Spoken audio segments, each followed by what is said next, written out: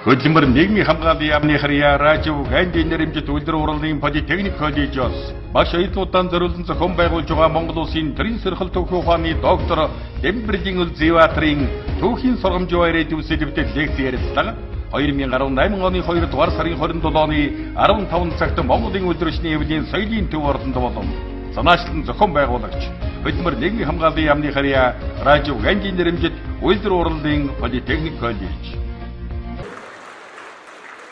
радио гайны нэрмжит үйлдвэр урлалын политехник коллеж 1966 онд анх үүсгэн байгуулагдсанаас хойш өдгөө 51 жилийн сургалтын үйл ажиллагаагаан амжилттай зохион байгуулж явуулан агас 100 жилийн түүхтэй хөдөлмөрийн зах зээлийн эрэлтэнд нийцсэн 32 мэргэжлэр ур чадвартай зөв дадлаг хөвшилтэй хөдөлмөрийн зөв хандлагатай мэргэжилтэн бэлтгэдэг салбартай тэргүүлэгч мандат сургууль болж та үед нэгж чадсан.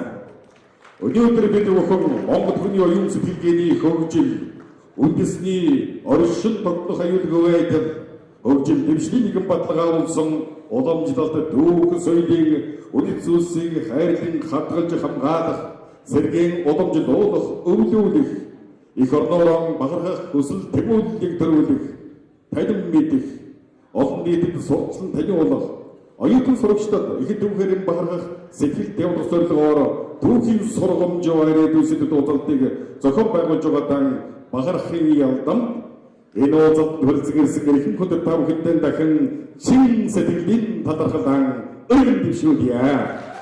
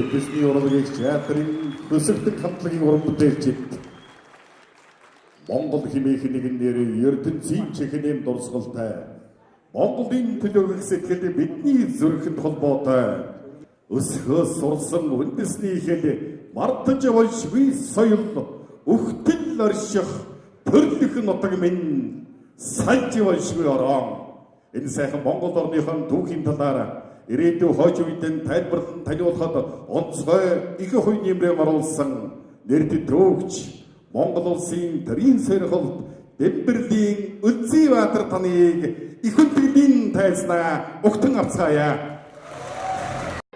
Хөдөлмөр нийгмийн хамгааллын яамны харьяа радио гандийн нэрмжит үйлдвэр урлагийн политехник коллежоос багш аяллуудаа зориулсан зохион байгуулж байгаа Монгол улсын тэрийн сэрхэл түүхийн ухааны доктор Дэвбэрлийн Үлзий Баатарын Түүхийн сургамж ирээдүй сэдвээр лекц ярилцлага 2018 оны 2 дугаар сарын 27 оны 15 цагт Монголын улирчны эвлийн соёлын төв ордонд болон санаачлан зохион байгуулагч хөдөлмөр нийгмийн хамгааллын яамны харьяа радио гандийн нэрмжит үйлдвэр урлагийн политехник коллеж.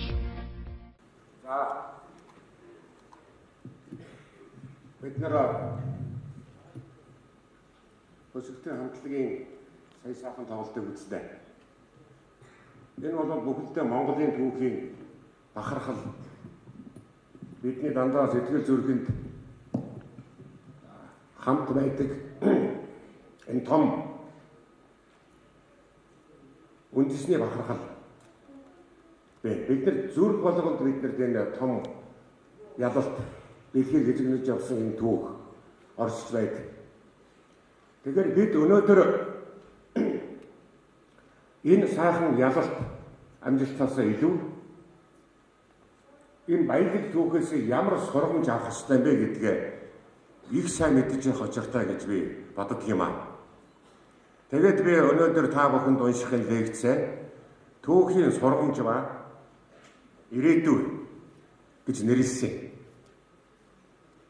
Тэгэхээр бид өнгөрснөө харж иж түүнээсээ сургамж авч байж яг одоо амьдарч байгаа энэ цаг үеэ ойлгоно. Өнөө бидний амьдарч байгаа энэ цаг үеийг бид нар ингэж зөв ойлгочихвол ирээдүйд бид нар зөв сайхан хөгжинэ. Тэр зам нээгдэнэ. Тэгэхээр энэ түүхийн нөгөө үндсийг оршдог. Ганцхан Монголын түүхийн хувьд ч биш. Ерөөсөө аливаа ард түмний түүхэнд түүхийнх нь гүйцэтгэх үүрэг энэ юм аа. Тийм учраас монголчууд өөрийнхөө түүхийг энэ том баялаг уламжлалтай асар их сургамжтай энэ түүхийг судалж явах ёстой. За тэгээд бидний өнгөрсөн гэдгийг би одоогоос их найшлуулад 100 жилийн өмнөх түүхээс эхэлж ярина. Тусгаар тогтцолт гэдэг үгтэй холбож ярина. Бид нар энэ тусгаар тогтцол гэдгийн үгний үн цэнийг хэрхэн ойлгох ёстой юм бэ? Тэр яг юу гэсэн утгатай үг юм бэ гэдг нь бид ахын та нарт одоо энэ лекцээр тайлбарлаж ярих юм байна. Энэ зургийг хараарай. Энэ 1900-аад оны ихэнх үе, одоогоос 100 жилийн өмнө хийгдсэн дэлхийн газрын зураг. Дэлхийн улс төрийн газрын зураг. Энэ зураг дээр Монгол улс байна уу? Хаана байна?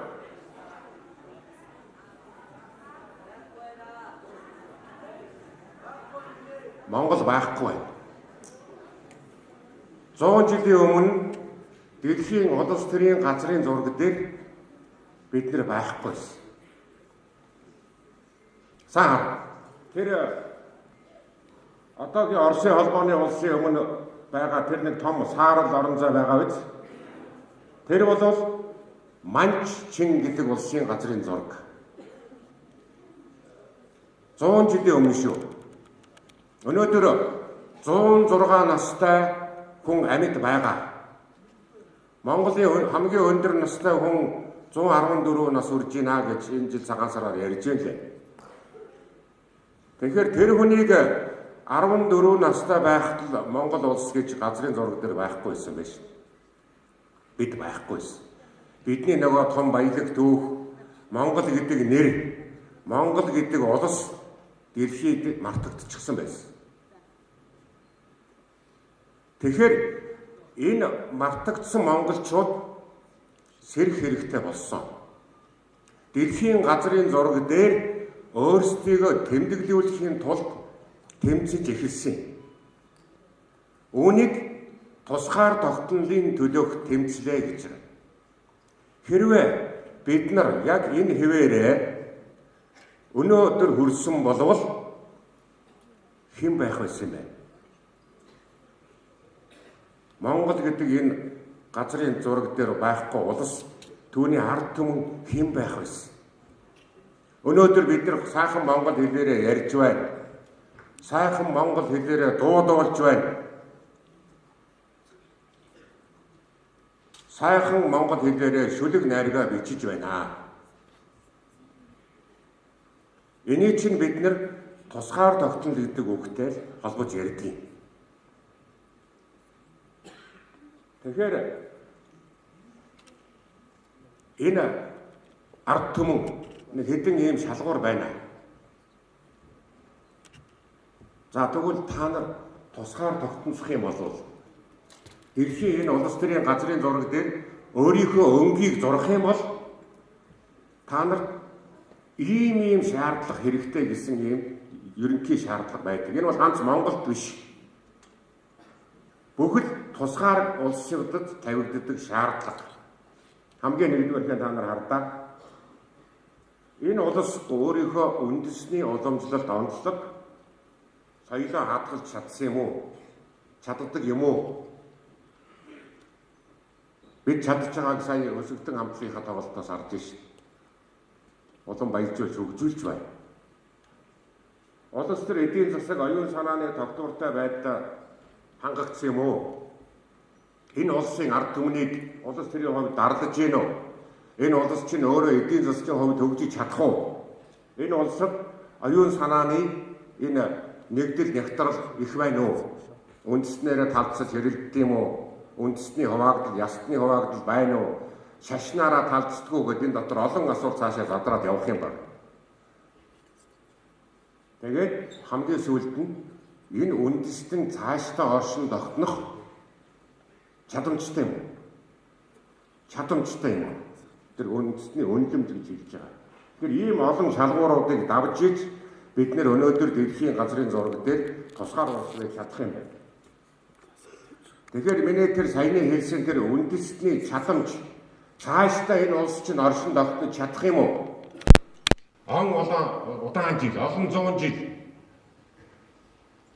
монгол хэлээрээ яриад монгол соёлоо түгээн дэлгэрүүлээд байж чадах юм уу гэдэг асуултанд тэр үндэсний үнэлэмж, үндэсний чадамж гэдэг энэ зүйл, энэ гурван зүйл дээр хариулт асуудаг байна бас.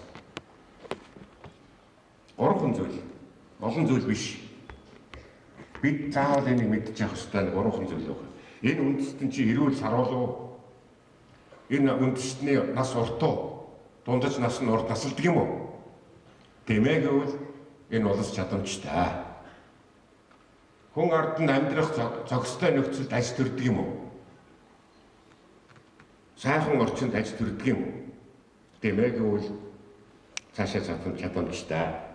Дараа нь энэ улсын ард түмэн сурч боловсрох бүрэн боломж нөхцөлөөр хангагдсан байдаг юм уу? Өөрсдийнх нь нийт соёлын төвшин өндөр юм уу? Тэгээд бүх нийтээрээ жигд соёлтой боловсон ард түмэн юм уу гэж энэ гурван асуултыг л хүмүүс тавьж идэг байна. Энэ гурвууланд нь тиймээ гэвэл Монгол цаашаа бусад улс цаашаа явах боломжтой гэж. Өнөөгийн бидний бүгд Монгол улсын газар нутгийн талбай нийт хэмжээ хэд вэ?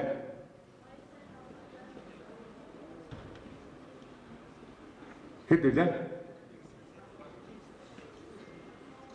Тэг 1,500,000 км квадрат шүү дээ. Яг өөрийнхөө энэ газар нутгийн үндсэндээ нэг 4.1 дээр тогтож байна гэсэн үг. Тэгэхээр энэ бол энэ газрын зураг дээр байгаа заагдсан газар нутаг бол манай Монгол угсаатны Монгол хэлтний үндсэн орон зай. Үүнийг бид хинээс ч булааж аваагүй. Хинээс ч төрөмгийлж аваагүй ийм л газар нутаг л да. Энэ бол хүнүүгөөс хойш. Монгол нутаг дээр анхны төр дулс хүнүү гүрэн байгуулагдсанаас хойш оршин нүүдэлчдийн оршин амьдарч исэн орон зай энэ байгаамаа. Тэгэхээр монголчууд энэ орон зайнда оршин тогтно гэж тусгаар тогтнолоо зарласан учиртай 100 жилийн өмнө. Тэгэхээр бидний энэ тусгаар тогтнолын төлөөх тэмцэл бидний энэ хамгийн эрхмэлж явдаг үнэт зүйл бол асар их үнэ, асар их гарц хохирол хүлээж байж олж авсан юм аа. 100 жилийн өмнө манай өвгдээд Ахмад үе энэ газар нутаг дээр оршин тогтнохын төлөө асар их олон мянгаараа амь өргөдсөн. Тийм учраас Монголын тусгаар тогтолсон байдлыг монголчуудын цус ясан дээр тогтсон тусгаар тогтнолоо гэж нэрлэдэг юм аа. Бид нэр одоо өвгдийнхөө энэ асгаруулсан цус тэр хэмэгчүүлсэн ясан дээгүр алхаж яваам шүү дээ. Яг одоо бидний үлдвэрчний соёлын төв ордны суурин дор энэ хэдийн маань цус байгаа, нэвчсэн байгаа. Ясан хэвдэж байгаа. Яг юун дээр тусгаар тогтнол гэдэг юм чинь оршдог. Энийг хэлж байгаа. Тийм учраас бид нар тусгаар тогтнолоо олж аваагүй бол цаашдаа үндэсний хувьд устан мөхөх ийм аюултай. Бид Монгол гэж нэрлэгдэх угсаатан үндэстэн байхгүй бол тусгаар тогтнол гэдэг юм алдвал. Энэ үн цэнийн ийм учиртай байна. Монгол гэж байхгүй бол уусаад алга бол. Би нэг жоохон хатууч хэмээр юм уу жишээ хэлье да. Хөх хот орж үдсэн хүн зөндөл байгаа үстэй хүүхдүүд тийм үү? Бэж орсон биз дээ. Хөх хот. Ирээ очиж үдсэн тийм. Тэнд монголчууд амьдардаг газар нутаг байсан шүү дээ. Хэрвээ бид нэр манж улсаас тусгаар болж чадаагүй болвол өмнөд төршийнхөө бүрэлдэхүүнд үлдчихсэн болвол өөрсдийнхөө тусгаар тогтнолын төлөө тэмцэж чадаагүй бол манай энэ өвөр монголчууд шиг юм хувь заяа бидний угтах байсан. Улаан хот орж үдсэн бидтэй бүгдээрээ хяахт орж үдсэн тийм үү? Энд манай бидний буряд гэж нэрлэдэг Монгол туурахтай амьдардаг юм аа. Амьдарч байсан юм аа. Хэрвээ бид нар хойчийн ирээдүйн төлөө тусгаар тогтнолынхон төлөө тэмцээд энэ тусгаар байдлаа олж чадаагүй болвол хой төршийнхөө нөлөөнд орчихсон болвол бидний хувь заяа бурядуудынхаа хувь заяатай яг л адилхан байх байсан. Тэнд монголоор ярьдаг хүн байхгүй. Монгол хэлээ мартсан. Монгол хэлээр сурж боловсроод цаашаага дэвшээд явах боломж байхгүй гэдэг шалтгаан хэлдэг. Ийм л хувь заяа байдаг л да. Тийм учраас тусгаар тогтнолын энэ үндсийн хувь заяа их үнэтэй. Тэгэхээр бид одоо энэ цаг үеэ энэ тусгаар байдлаа яаж хадгалж хамгаалах юм бэ? Ямар арга байна гэдгээ бүгд бодох ёстой. Бүгдээрээ нийлээд гээд. Тэхийн тулд хамгийн түрүүнд түүхрөөгөө харах ёстой юм аа. Түүхээ үзье. Тэгээд түүхээ үзээд тэр түүхээсээ сургамж аваад тэгвэл бид одоо байгаагаа таньж чадна. Энэ цаг үеийг ойлгож эхэлнэ. Одоо байгаа цаг үеийг бид нар ойлгочвол ирээдүйд ямар байх нь тодорхой болно. За тэгэхээр миний энэ өнөөгийн лекцийн 100 жилийн тухай үйлж байгаа лекц хамгийн гол агуулга нь энд байгаа. Энэ хэдэн тоон дотор. Энэ 1900 он гээд байна. Одоогоос 118 жилийн өмнөх хугацаа л да. Түрүүчийн хэлсэн 118 жилийн өмнө Монгол гэдэг улс дэлхийн газрын зураг дээр байхгүй байсан. Тэгэхээр энийг би босго үе гэж нэрлэсэн. Байхгүй байсан учраас. Тэгэд бий болохын төлөө тэмцсэн үе байгаа. Энэ гурван цэнхэр харагдаж байна уу тийм? Энэ гурван цэнхэр буюу 1900-аас 1945, 1946-аас 1989, 1990-с одоо үе гэдэг энэ гурван цэнхэр байгаа. Энэ гурван цэнхэрт бичигдсэн он цагууд бол нөгөө тусгаар тогтнолын төлөө тэмцсэн тэмцлийн үе шатууд байна. Зүгээр 1911 онд манай хэдэн эх орончид нэгдэж босоод маргааш нь тусгаар тогтнол гэдэг зүйлийг олцгоогүй. Ингээд маш олон жилийг зарцуулсан. Үндсэндээ бараг 100 жил байгаа үстэй. Үе дотроо үе шаттай.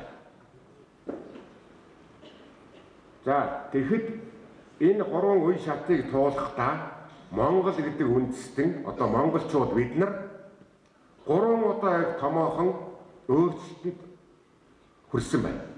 3 том өөрчлөлтийг хийж чадсан байна. 3. Бид одоо түүхэд гэж үзэх нь шүү. 1900-аас 1945 он гэхэд монголчууд нэг өөрчлөгдөжээ. 1900 оны Монголоос 1945 оны Монгол их өөр болчих. Зорилго нь хүсэл эрмэлзэл нь их өөр болж. Дараагийнх нь бас дараа үедээ өөр болсон. За эндээс нэг зүйл харагданаа. Одоо энийг би нөгөө ирээдүйтэй холбож ярих гэж байна дүүнарт. Энэ үйл явцууд байна шүү дээ. Монголын түүхийн ерөнхий давтамж дээр нь харуул нэг 40, 44, 45 жил байгаа. Энэ өөрчлөлтүүд 45 жил. 1946-аас 1989 оны 44 жилийн дотор өөрчлөлт хийсэн бид нар. Өмнө нь 1900-аас 45 жилийн дотор өөрчлөлт хийсэн. За тэгвэл 1990 онд өөрчлөгдсөн өөрчлөлт одоо хэдэн жилийн дараа дүн гарах нь байна. 2035 он. 1990-с 90 дээр нэмэх нь 45 гэдээ үзье хэдүүлээ. Хүний хоёр үе. 35 он гэхэд ирээдүй. Нөгөө бидний ирээдүй гэж нэрлээд байгаа тэр үе чинь энэ үеэс эхлээд бичигдэд явах нь өмнөх түүхөө дүгнэх нэ. 90-с 45 оны энэ үйл явцыг дүгнэх нэ. Хүний нэг үе гэдэг чинь 25 нас шүү дээ тийм үү? Өнөр сайн мэднэ. 25 настай хүн гэрлээд тэгээд үр хүүхэдтэй болоод хүүхэд нь гарахад тэр хүний хоёр дахь үе эхэлдэг. Хүн 50 нас хүрэхэд тэр хүний 3 дахь үе нь эхэлж идэг. Ач хүү нь гарч идэг. Зээ хүү нь гарч идэг. Нэг хүний үе чинь 25 жил. Таалагддаг учиртай та. За тэгэхээр энэ хооронд биднэрт ямар өөрчлөлт гарсан юм бэ гэдгийг одоо хэдүүлээ ярина. За энэ босго үе гэж байна. 1900-аас 1918 оны үед Монголын хүн ам 647 мянга байсан. Энд чинь одоо өнөөгийн Монголынхаа нутаг дэвсгэр дээр илж байгаа юм шүү. Нөгөө бидний төрөөчөө үзүүлсэн том газрын зургийн хэмжээнд биш. Тэр хэмжээнд байгаа монголчуудын нийт тог хэд хэдэн хувилбараар тухайн үеийн судлаачид гаргасан байдаг. Тэгээд дунд чинь 4 сая монголчууд байна гэж 100 жилийн өмнө. Яг өнөөгийн бидний энэ тусгаар оршиж байгаа Монголын хэмжээ 1900-аад оны ихээр монголчуудын нийт хүн ам 647,500 байсан. За тэгээд дандаа нэмэгцээ өссөө. Одоо 3 сая 200 мянга болсон байгаа ш 18 оны байдлаар тийм үү? За энэ би яагаад энэ хүн амын тооллогыг ингэж яриад байна гэхээр нөгөө ирээдүйтэй холбож тайлбарлах гэдэг юм гэж. 2010 он гэсний энэ тоо байна. Тооллого. Монголчууд 1956 оноос эхлээд 10 жил тутам хүн амаа эд хөрөнгө босод зүйлээ тоолдог болсон. 1960, 70, 80, 90, 2000, 2010 гэдэг ингээд 10 жил тутам энэ том тооллого явагддаг. Одоо 2020 онд тооллого явагдана. Тэгэхээр хамгийн сүүлчийн тооллого 2010 онд явагдсан тооллогоор хүн амын насны бүтцийг та нар харцгаах хэрэг. Тэгээс 14 насныхан 30% эзэлжээ. 15-аас 44 насныхан 43% эзэлжээ. Нийт хүн амын нөгөө 3 сая хүн амыг чинь. Энэ та нар орно. 44 наснаас доош энэ үеийг одоо залуучууд залуу үе гэж тоолдог шүү дээ. За энэ харж байгаа биз? 2010 онд 20-аас 34 насны залуус 820 мянга. За ингээд нийлээд нийт дүнгээрээ нийт Монголын хүн амын 73%-ийг залуучууд эзэлж байна. 44 хүртэлх насны залуучууд. Их хөв байгаа үз. Тэв учраас монголчуудыг Монгол орныг залуу улсын улс гэдгийг, залуу улс гэдгийг бид хөгшин улс биш. Маш их залуучууд нь улс орноо авч явах, улс орноо удирдах, улс орноо хөгжүүлэх үүрэг хүлээсэн насныхан байна. Энэнд та нар орноо. Тэгэхээр энэс харахад яг бидний ирээдүй залуу улсын гарт байна. Та нарын гарт байна. Та нар ямар байхаас Монголын ирээдүй шалтгаална.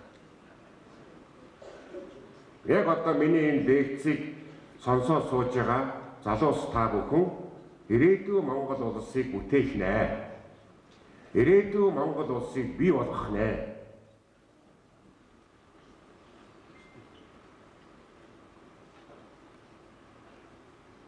За, миний лекцийн дараагийн нэг хэсэг байгаа. Хоёр дахь хэсэг Монгол хүний үнэлэмж. Бидний дэлхий юу хэн гэж үнэлдэг? Монголчуудыг. Бид ер нь ямар үнэлэмжтэй улс вэ гэж. Энийгээ бид нар мэдчих ёстой. За, босго үе. 1900-аад оны үе шүү дээ, тийм үү? Тусгаар тогтнолоо олохын төлөө тэмцэж явах үе. Тусгаар тогтнолоо олоогүй үе. Энэ Иван Майский гэж хүн байна. Монголын нэг үг биш дээ. 1000 хүний зүс үзэхээр нэг хүний нэр тогтоо гэж. Тэгэхээр энэ Иван Майский гэж хүний нэрийг та нарыг тогтоогоод аваарай. Энэ хүн яг 100 жилийн өмнө манай энэ Монгол улсад ирээд монголчуудыг судлаж том ном бичсэн, судалгааны ном. Орчин үеийн Монгол гэдэг ном бичсэн 100 жилийн өмнө. 1921 онд энэ хүний ном анх хэвлэгдсэн. Тэгээ одоо хүртэл энэ хүний ном судлаач бид нарын ширээний ном болж идэг. Ширээн дээр байж идэг. Энэ хүн 20 дугаар зууны эхээр анх удаа монголчуудад монгол хүнд үнэлгээ хийсэн. Монголчууд гэдэг чинь хэн бэ? Ямар эерэг зантай, ямар сөрөг зантай хүмүүс вэ? Ямар дүр төрхтэй юм бэ? Тэгэхээр энэ дүр төрхийг би 3 удаа өөрчлөгдсөн гэж оршил байгцсан хэлсэн шүү дээ, тийм үү? Тэгэхээр одоо энийг хардаа. Энэ Иван Майский гэж хүн Монгол хүнийг ингэж дүгнсэн. Уншихдаггүй би уншиж байгаа дэгөө. За, Монгол хүн гэж хэм бэ? Дон зэргийн нуруутай, чирэг биштэй, өргөн нүүртэй, чамархааны доод яс товгор, навсгар дуу хамартай, царайны өнгө боровтор бөгөөд Европчуудаас арай харагтар арьстай. Ташуу нарийнхан жавтгаа гялалдсан хар нүдтэй. Тан шиг гялалдсан цагаан шүдтэй. Дэгдгэр дүү чихтэй. Өсгүй шахан мулцгар нүртэй. Сагалтай хүн ховор. Хэрээний далавч мэт хар өтгөн үстэй. 3 цэг тэгээд эмэгтэйчүүдийн нүүр царай нь өвөрмөц ажилтайхан. Үнэхээр ховорхон гоо царайдаг. Дуалтахаар байна уу? За. Монголчууд яргай, сүрмэслэг, туранхайдуу ийм твхгэр улсаа гэж биднийг харсан байна энэ хүн. Энэ ер нь бол энэ 18, 19 дугаар зууны үед 20 дугаар зууны ихээр Монголд энэ гадаадын маш олон жуулчид аялагчнаар ирсэн. Тагнуул туршуулаад ирсэн байна. Тэгэд энэ хүмүүсийн ном бүтээл дотор монголчуудыг дандаа ингэж сайхан гоё сайхнаар үнэлж бичсэн байна. Бид нарыг тэнийг өдөөлөг ястаа бохир заваа гэж бичсэн ховор штэ. Байна гэж бичсэн хүмүүс байдаг. Гэхдээ энэ хүмүүс чи ихэвчлэн нөгөө урдаас Бээжингээр дамжаад тэгээд замын өдөр наашаад орж ирдэг байна л да энэ урдаас. Тэр хүмүүсийн нүдэнд манай өмнөд төршийнхэн бүгдээрээ нэг тийм зэгэл саарал харагддаг байсан гэж. Нэг л хувцас өмсдөг. Нэг л ийм саарал бөөнийсэн утастай. Нэг л ийм тагжгаар гэрнүүдэд амьдэрдэг ийм хүмүүс. Зүгээр жигд. Монгол нутагт ороод ирэхээр Солонгийн 7 өнгө дотор ордсон юм шиг ийм байдгаа гэж хүмүүс бичсэн байдаг. Нөгөө монголчуудын хувцас тансаг, монголчууд гоёх дуртай, монголчууд хүнд сайхан харагдах дуртай, гоёж чаддаг, эдэлж чаддаг ийм ард түмэн гэдгийг дандаа харж бичсэн байдаг байхгүй. Энэ ч гэсэн манерын нүдэнд туссан байна. Дээр нь та нар энэ залууг хараарай. Энэ 100 жилийн өмнөх залуугийн зураг шүү дээ. Энэ антрополог дүр төрөх гэж байгаа юм. Үндэсний. Одоо саяны майскын хэлсэнтэй яг адилхан бид нар ингээд энэ дунд зэргийн нуруутай, чирэг бийтэй энэ төр гэдэг одоогийнхтай бид нар харьцуулж үзэх нь байна шүү дээ. Яг одоо бид нар өөрийнхөө энэ антрополог энэ үндэсний хэв шинжийг тодорхойлох хэрэгтэй болж байгаа. Нэг хүмүүс сонгож аваад тэгэхээр энд ямар дүгнэлтээ хийх вэ гэхээр монголчуудын антрополог өөрчлөгдсөн байна уу юу? Өөрчлөгдсөн байвал ах нь маш их өөрчлөгдсөн гэсэн үг. Дээр нь 2 дугаарт нь хамгийн аюултай нь ууссан гэсэн үг. Нүүр царайнд өөрчлөлт гарвал.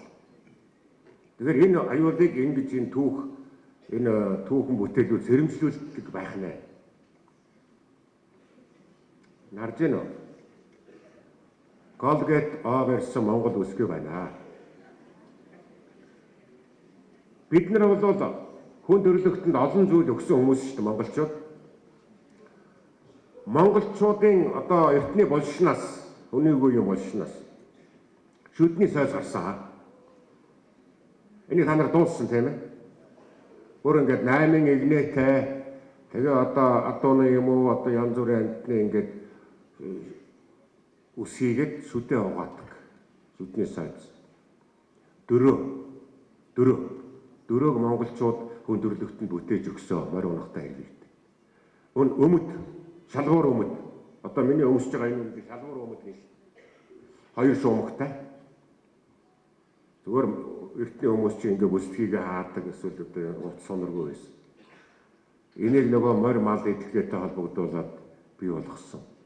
Имэйл янз бүрийн одоо морин тогтдог юм. Зөндөө олон зүйл бий бидний хүн төрлөختөнд өгсөн бидний зүгээр л нэг өвн. Тэгэхээр энэ сүүлийн үед энэ бол Эндрюс гэж хүний авсан зураг. Монголчуудын энэ шүдэ угаадаг юм хөгжүүлээд зүйлдээ ингэ шахдаг омоотой болоод тэг өөрсдийнхөө соёл болгоод өөрөмшүүлсэн. Тэгээ монголчууд Монгол өсгөөд өгсөн. Монгол хүн тэр үед бол дүр төрхийг сайхан. Энэ одоо ноёд язгуурчны зураг штэ. Зүгээр жирийн хүмүүсийн одоо гоёлын хувцас ногоон. Наадах нь одоо шийдэх насан тогтох гэж хүн. Заадах нь одоо энэ тэгээд энэ дээр нэг зүйл хэлэхэд монголчууд эдийн шундлаггүй улсаа. Эдэд шундаггүй. Эдийг хадгалдаггүй, эдийг хэрэгэлдэг. Энэ хоёр ялгаа байгаа юм шүү.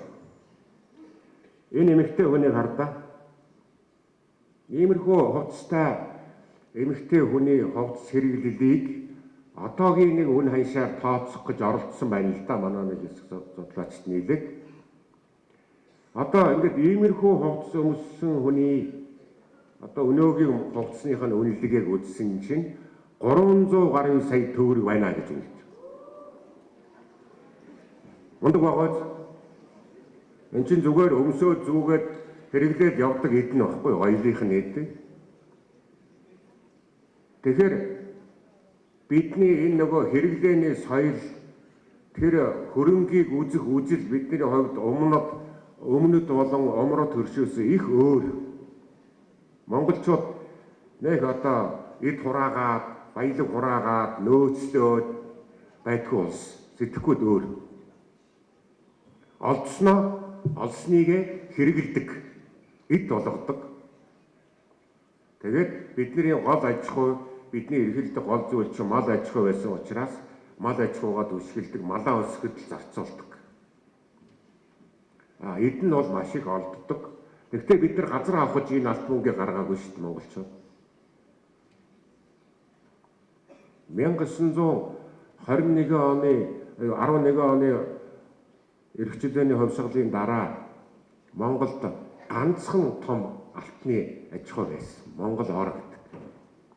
Гадаадын одоо хөрөнгө оруулалттай. Тэрийг бид нар дуртай дургүй ухуулдаг. Тэр нөгөө манжид байсан, манжийн дөрөнгөлөл байсан учраас манжнаар зөвшөөрөл өгөөд одоогийн тэр алтны эхнийхийг ухуулсан байдаг. Тэрээс монголчууд байгалаа ухадгүй. Байгалаа ухах, мод тайрах, газар ухахыг нүгэл гэж үздэг. Хойж үедээ хийж байгаа гэмт хэрэг гэж ойлгодог ийм ард түмэн байсан. Тийм ч учраас өнөөгийн бидний энэ баруун солгоог ухаад байгаа асар их баялаг бидэнд тэр чигээрээ хүрж ирсэн байна. 100 жилийн өмнө бидний ингэж хадгалж хамгаалж өгсөн юм ин одоо өнөөдөр бид нар маш их аимшигтайгаар ухаж төөхөж байна шүү дээ. За энэ хардаа. Зүгээр одоо хэр өдөө байж байгаа Монгол залуус тийм ээ. Энэ дотор нэг л гадны хүн байна. Харагдаж байгаа үстэй. Шууд танигдаж байгаа үс. Тий. Тэр ганц зүүн талын хүн бол монгол хүн биш үү? Бусад монгол залуучууд. Тэгэхээр үндэсний дүр төрх бусад үндэснээс ялгарах дүр төрх нь зүгээр жирийн нөхцөлд ч ингээ харагдаж идэг байна. Тэгэхээр бид өөр үндэстэн Азийн цээжинд байдаг Монгол гэдэг улсаага. За энэ дээр нэг зүйл байна. Энэ майскийг бичсэн. За монголчууд ямар сөрөг замтаа улс вэ? Тэр майскинүүдээр бидний жоохон сөрөг тал харагдсан байна. Харагдаж байна уу? Дээр байгаа хүмүүс. За би хэлээ эхнээс. За ахугаасаа үүдсэн жоохон наазгай. Үнэн үү? Залах уу? Үнэн үү? Бодлоо юу? Гэхдээ ажил хийх чадвартай. Залах уу мөртлөө. Тэгтэл нэг зүгээр суугаад байх дуртай та гэж ütсэн ба. Би дараа нь тайлбарлаж өгнө. За дараа нь цагийг үнэлж ойшоодгүй. Цагийг үнэн үү? Бодлоо юу? Одоо бодлоо болсон баха. Энэ 100 жилийн өмнө шүү дээ. Яарвал даарнаа. Хорвоогийн өдөр олон шүү дээ гэж хэлдэг монголчууд. За дараагийн нэг зан бол сөрөг зан цэвэрч усаа. Усанд ордгүй. Хувцас аваадгүй гэж харагдсан байна. Тэр нөгөө бидний энэ үед чинь бас 100 жилийн өмнө шашны их том хүлээсэнд автсан байсан. Энийг бид нар бас нуухгүй байх хэрэгтэй л доо тийм ээ. Тэрнтэй холбоотой гол усаа бохирдуулахгүй. Нүгэл хураан амтан алахгүй. Бид нар чинь бөөсөө хүртэл харилдаг улс байлаа ш. Энэрэнгүй. За нэг зүйл харахад харанхуй жоохон мөдүүлэх мохор сүсгтэй. Хүн амын 1% нь өөрийнхөө үндэсний бичгээ мэддэгэ гэж ингэж ütсэн баг. За энэ дээр жогоо би товчхон хэдэн тайлбар хэлье. Энэ бол Европ хүний нүд бидний харсан харц. Энэ хүн чинь өөрөө нөгөө нүүдлийн аж ахуй онцлогийг мэдэхгүй хүн шүү дээ. цөөрөн хүн, хотын хүн. Тэгэхээр Монголд ирээд энэ монголчуудыг ингээд хөдөө яваад хараад ирсэн тэр жоохон наазгай дуу, залхуу дуу, эрэгтэй хүн ерөөсөө ажил хийхгүй харагдаад байсан баг энэ үед. За яагаад вэ гэсэн одоо бид ч өөрөөсөө сайн мэдэн шүү дээ. Мал аж ахуй дээр нэг айлд бол ер нь ажиллах хүчний жоохон илүү идэл байнга байж идэг. 5 хүнтэй нэг өргөх гэж бодъё л да. 5 өргөхтэй айл те. Аав, ээж, 3 хүүхэд. За тэгвэл энэ хэд хониндоо тавуулаа яваад байх уу? Гүйш, хэдэн хүн явах уу? Нэг л хүн явна. Адуундаа тавуулаа яваад байх уу? Гүү, нэг л яв. Тэгэхээр чи яах юм? Бус нь гэр орныхаа ажлыг хийн штэ тийм ээ.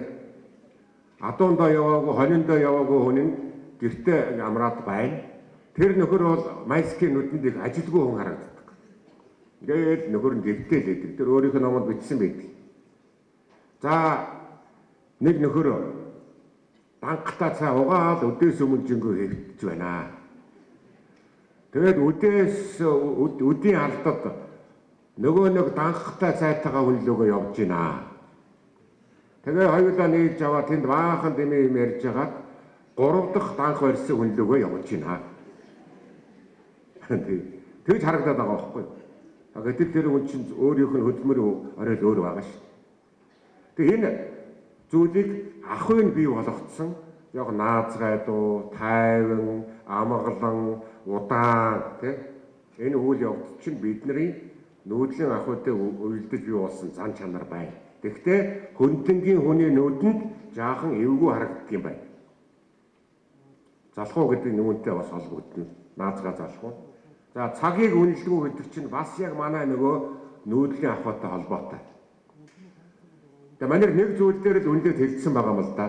5 дахь өдөр нэг Монгол хүнтэй хол газар явахаар тохирсон байна.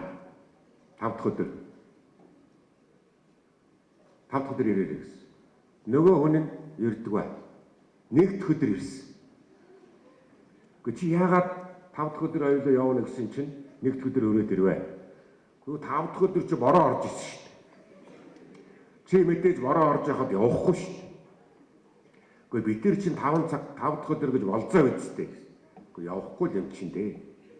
Тэгээд нөгөө хорвоогийн өдөр мондсон биш гэж хэлсэн. Хорвоогийн өдөр мондсон биш. Тэгэхээр энэ дээр нөгөө монголчуудын сэтгэлгээний их том орон зай өөр байдал харагддаг. Нөгөө бэлчээрийн ахуйны цагийн үндэм харагддаг. Мэдээж хэрэг монгол хүн өглөөний 7 цаг 25 минутанд хоноо бэлчээрлүүлнэ. Өөхрөө 9 цаг 28 минутанд гаргана гэж байхгүй шүү дээ мэдтэй. Багууд тийм үү? Өглөө багууд ингээ өдөөс хойш өдөөс өмнө ингээд харуу бүрээгээ хүртэл ингээд олон дотороор ялгаж цагаа үйлдэг. Угын цаг зүүх шаардлага байхгүй. Тэгэхээр энэ үйл явдал харагдаж байгаа байхгүй. Энэ бас гадныхын нүдэнд сөрөг харагдсан. Энэ бидний нөгөө энэ зан 100 жилийн дараах бидэнд бас өвлөгдсөө. Тийм биз? За байж очно. Очиж явнаа. Очоогүй байгаа шүү дээ. Гэрээсээ гараачгүй байгаа. Одоохон очиж гин. Нөгөө хүлээгээд байгаа тийм үү? Цагаа хараад очиж шүү дээ. Очиж байгаа. Одоо бол яг ингээд иргэншсэн, хотчсон яг энэ орчинд өнөөгийн шаардлагад бол бидний энэ зан орхих ёстой зам болцсон байна. Наазгаанч тэр залхуунч бүгд цааш нь тавих зам болцсон. Цагийг яг яс барих хэрэгтэй болцсон байна. Дараа нь би тэр цэвэрч улсыг хэлсэн. Тэр бичиг үсгээ 1% мэддэг гэдгийг манайр нөгөө монголчууд чинь тэр үеийн сэхээлэг хэсгийг нь төшмөдүүд ламнар гүйцэтгэдэг байсан. Хүн амын сэхээднүүд араасаа дагуулж явдаг хэсэг нь ихэнх нь ламнар гүйцэтгэдэг байсан. Энэ ламнар дандаа төвд хэлээр ном бүтээлээ төөрөж хурал номоо хурдаг. Тэгэхээр энийг нь бол майскийг харахтаа Монгол гэж хараагүй. Үчинд харийн бичиг. Монгол бичгийн харин сайн мэдэхгүй байна.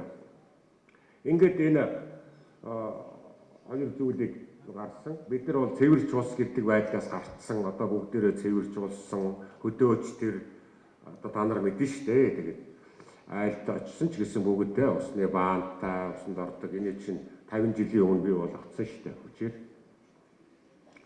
За, эерэг зан. За, монголчууд ер нь ямар хөө улс байна юм бэ? Сайн чанар нь юу вэ гэдэг Майскийг харжээ. Тэгсэн биднэрт маш их сайхан чанарууд байна. Одоо үрдгэрийг өвлж аваад явж байна. Маш их ажигламтгай, маш их сониуч улс байна. Энэ бол нөгөө танин мэдхүү хүсэлтэй гэсэн үг байна. Тэр нөгөө хэдэн зуун хонио толгой тогтоол дараа нь тогтоодог штэ. Энийн чинь одоо үр дүн өнөөгийн манай нөгөө ой тогтоолтын тэмцээнд Монгол дандаа монгол залуучууд төрүүлээд байгаа штэ. Энэ өвлөгдөд явж гин гэсэн үг шүү дээ. Үндэсний нэг онцлог чанар, ажигламтгай байдал, сониуч зан, энэ бол эерэг зан. Сэтгэгчэн эрүүл хүч чадалтай төсвөр хатуучтай ард түмэн байна гэж харагдсан. Энэ маш чухал зүйл. Сэтгэгч эрүүл байна гэдэг чинь тухайн ард түмэн нийтээрээ хөгжих бүрэн том чадамжтай байна гэсэн үг. Гэтэл бидний чинь нөгөө зарим түүхэнд бусад зүйлүүдэд хийхдээ зэрлэг бүдүүлэг харахгүй. Ер нь бол тэнэг мангар тэгээд нөгөө сүүлийн шинжлэх ухаанд чинь тэр монголоид гэж юм бий болгоод нөгөө сэтгцийн гажигтай ийм хүмүүсийг чинь бүр тэгж нэрлэдэг болоо шүү дээ. Дауны синдромтой хүмүүсийг тийм үү? Тэрийг бид нар болиулсан шүү дээ. Монголчууд. Гэтэл яг хэрэг дээрээ монголчуудын сэтгэц маш их хэрүүл халуун хүүдэн төвчээртэй байна. Энэ халуун хүүдэн төвчээртэй зан гэдэг чинь одоо хаа сайгүй байна шүү дээ. Монголчууд өнөөдөр хаана амьдарч байна? Монгол хүний толгой дээр өнөөдөр нар жаргахаа байсан шүү дээ. 5 твд монголчууд амьдарч аж төрж байна. Сурж байна. Тэнд чадж байна, амьдарч чадж байна. Сурч чадж байна. Халуун газар сурч чадж байна. Хүүтэн газар сурч чадж байна. Гэтэл Монголд ирж амьдрах гэсэн хүмүүс Монголын энэ байгалийн нөхцөлийг дааж чадахгүй шүү дээ. Суурьсах гэж оролдож үзсэн чадахгүй. Хүүтнийг дааж чадахгүй. Тэгэхээр энэ бол бас бидний нөгөө тэнгэр бовхон байглаас аяасан нэг хамгаалалт байж болох юм. За бод сэтгэлтэй шооч гэж харсан. Их сайхан агуу сэтгэлтэй, уужхан, юмыг өөршөөдөг, уучлалдаг, хэрэг юмыг үл тоодог, нөгөө сэтгэлийн хаттай гэсэн үг байхгүй юу? Юм бол вагон доогоор өсөрж орж өгöd байхгүй. Мориндоо тэргүүлдэж өгöd байх. Өөхөх дургүй монголчууд. Шооч гэдэг бол хүний нөгөө тарихны ухаалаг байдлыг илэрхийлж нэр хожи өгдөг. Одоо хүртэл өгдөг үстэй. Ангийнхаа та нар зөндөл хочтой явж байгаа бах те. Янз бүрийн хоч зүүцэн явдаг штэ. Тэр бол нэг буруу биш. Тэр монголчуудын сэтгэлгээний нэг онцлог. Зочломтгой. Энэ байгаа юу одоо? Байгаа. Одоо хэдийгээр хотцсон суурин болцсон ч гэсэн монголчууд танихгүй хүн хаалга тогшоод орж ирэхэд мэндэ мэдээж оруулаад цай болгодог тийм үү? Ер нь ихэнх шүү. Зарим нь яг хаалгаа болгодог, хаалганы гаднаас арьсдаг юм байна. Хөдөө бол энэ хэвээрээ байж байгаа шүү. За дээр нь маш их үнэнд шодрог. Дээрэм тонол дургүй. Дээрэм хийдгүү, хулгай хийдгүү монголчууд. Монголын айл олгоныг ер нь онгорхой байдаг гэдэг Майскийн тэнд олон сайхан юмнуудыг бичсэн. Та нар мэдээж хэрэг энэ номыг олж унших бах. Миний лекцийн дараа. Хүүхдийг дээдлэн хайрладаг.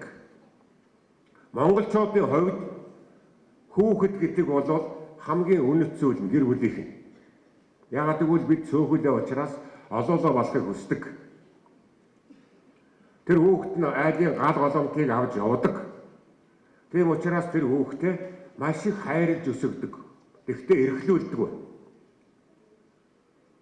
Хүүхэд нохоо хоёроо өмөрсөн хүн хөм биш гэдэг үгээр сургадаг. Өмөрд сургадаг. Хал үзүүл сургадаг. Тийм учраас 3 нас өрөөд морин мордуулчихдаг. Моринд мордуулж. Тугал хураг хариулуулна. Ажил хийдэг. Мөлхөө хүүхдийг орноос уйна. Өөрийн бидний хүүхд хүмүүжүүлэх арга өөр байжээ. Арх хэрэгэлдэг. Арх хэрэгэлдэг монголчууд. 100 жилийн өмнө хаяа 100 өөрийнхөө нөгөө малынхаа сүүшмээс гарсан шимийн архийг л хүртэн найр наадам хийн. Тэрээс биш ингээ өдөржин шөнжин 4 үлэр дагаад аригддаг. За ийм эерэг сантаа бас харагдсан. Энэ хүн ажил хийж байгаа шүү дээ, тийм үү?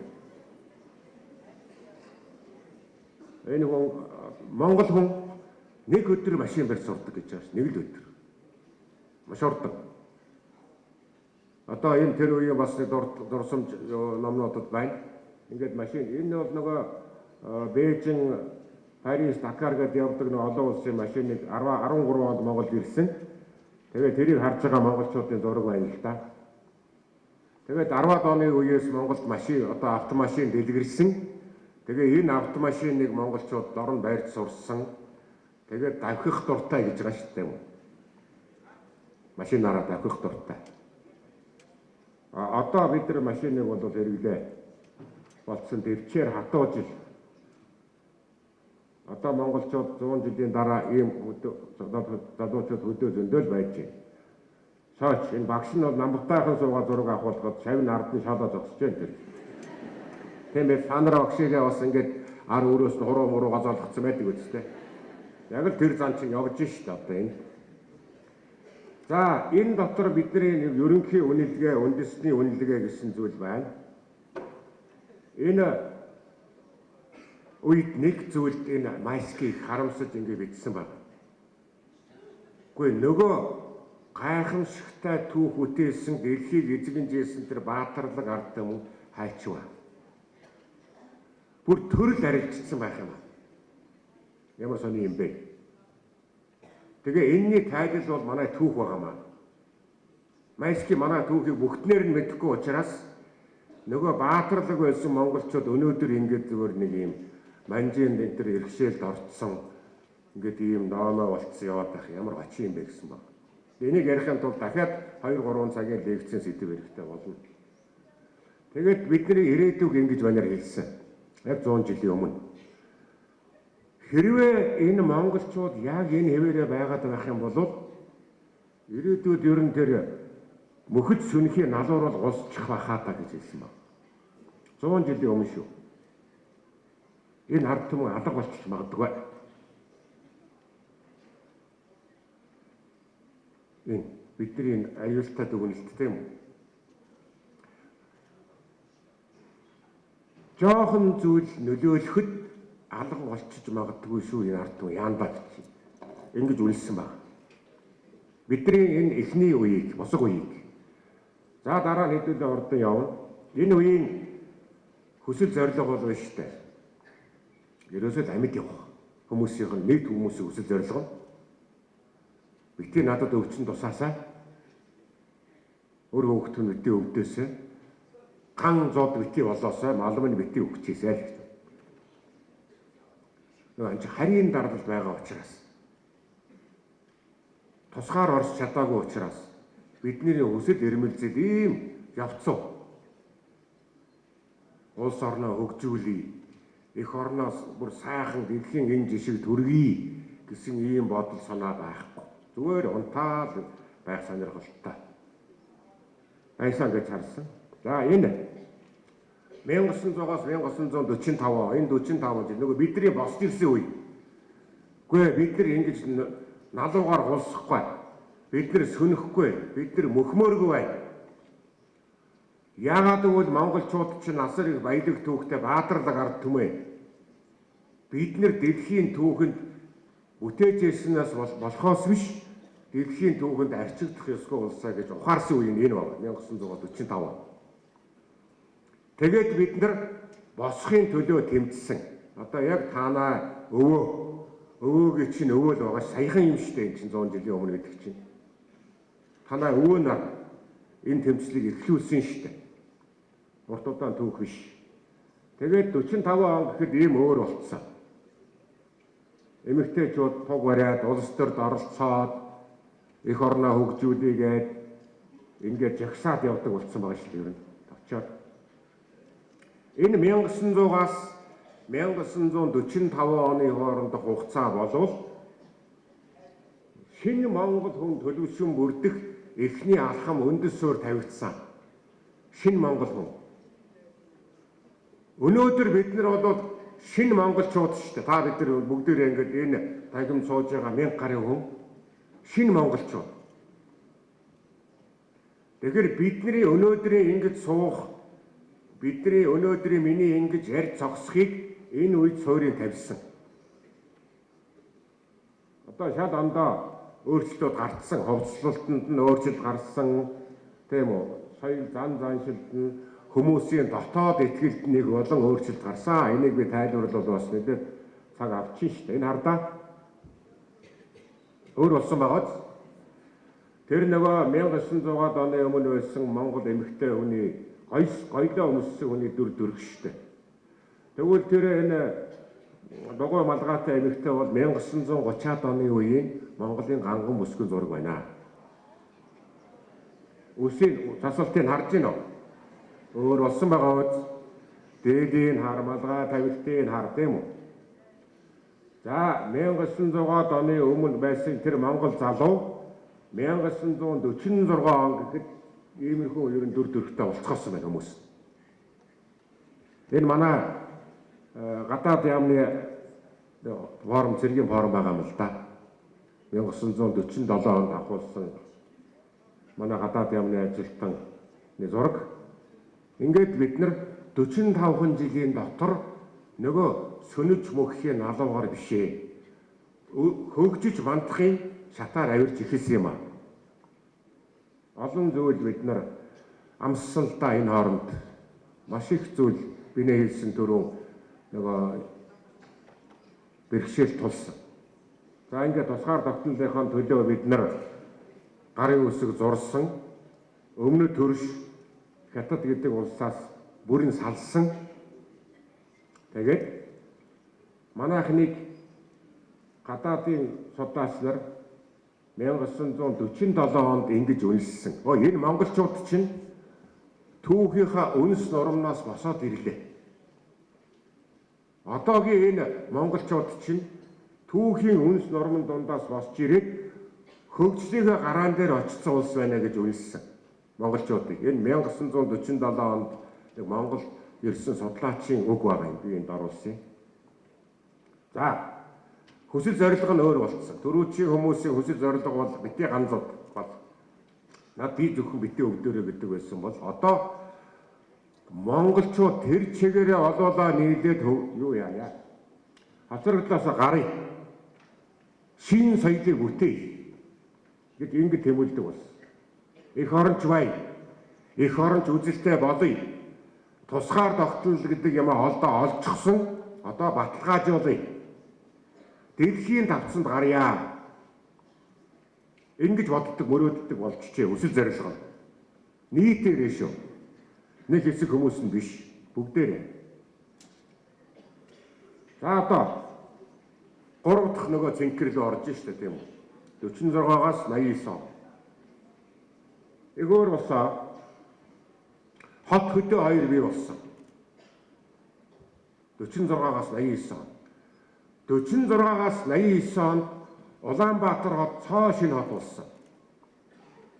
1946 онд одоо төрийн ордны суурин тавигдсан.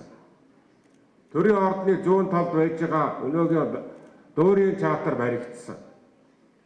Өнөөгийн хөрөнгийн бирж тэр үеийн элдв очрын нэрмжит кино театр ингээд Сүхбаатарын талбай, Сүхбаатарын хөшөө 1946 оноос монголчууд нийслэл хотоо шинээр барьж эхэлсэн. 46 жилийн оноос шүү дээ. Одоогоос хэдэн жилийн өмнө байна. Саяхан шүү дээ. Саяхан байхгүй. Шинэ хот байгуулсан. Энэ хугацаанд Эрдэнэт гэдэг хот бий болсон. Эрдэнэт хотыг бүгдээр юм. Дархан гэдэг цоо шинэ хот бий болсон. Энэ 45 жилийн хугацаанд монголчууд 3 хот байгуулсан. Шинээр. Тэгээд хүн амаа эрүүл болгосон. Эрүүл. Эрүүл. Хүн ам нь боловсралтай болсон. Боловсралтай. Та нарыг би ээж аавыг чинь яриад байгаа шүү. Та нарын ээж аавын түүхийг ярьж, эмээ өвөө гэж ярьж. Танай ээж аав, эмээ өвөө чинь боловсралтай, эрүүл учраас та нар ийм сайн сайхан хүүхдүүд төрж гарсан. Одоо ингээд сурж мэдэх гээд хийж үтээх гээд явж байна шүү дээ. Ингээд энэ хооронд бид нэр төлөвлөгөөтэй хөгждөг болсон. За хэдүүлээ урсгалаар хөгжихгүй.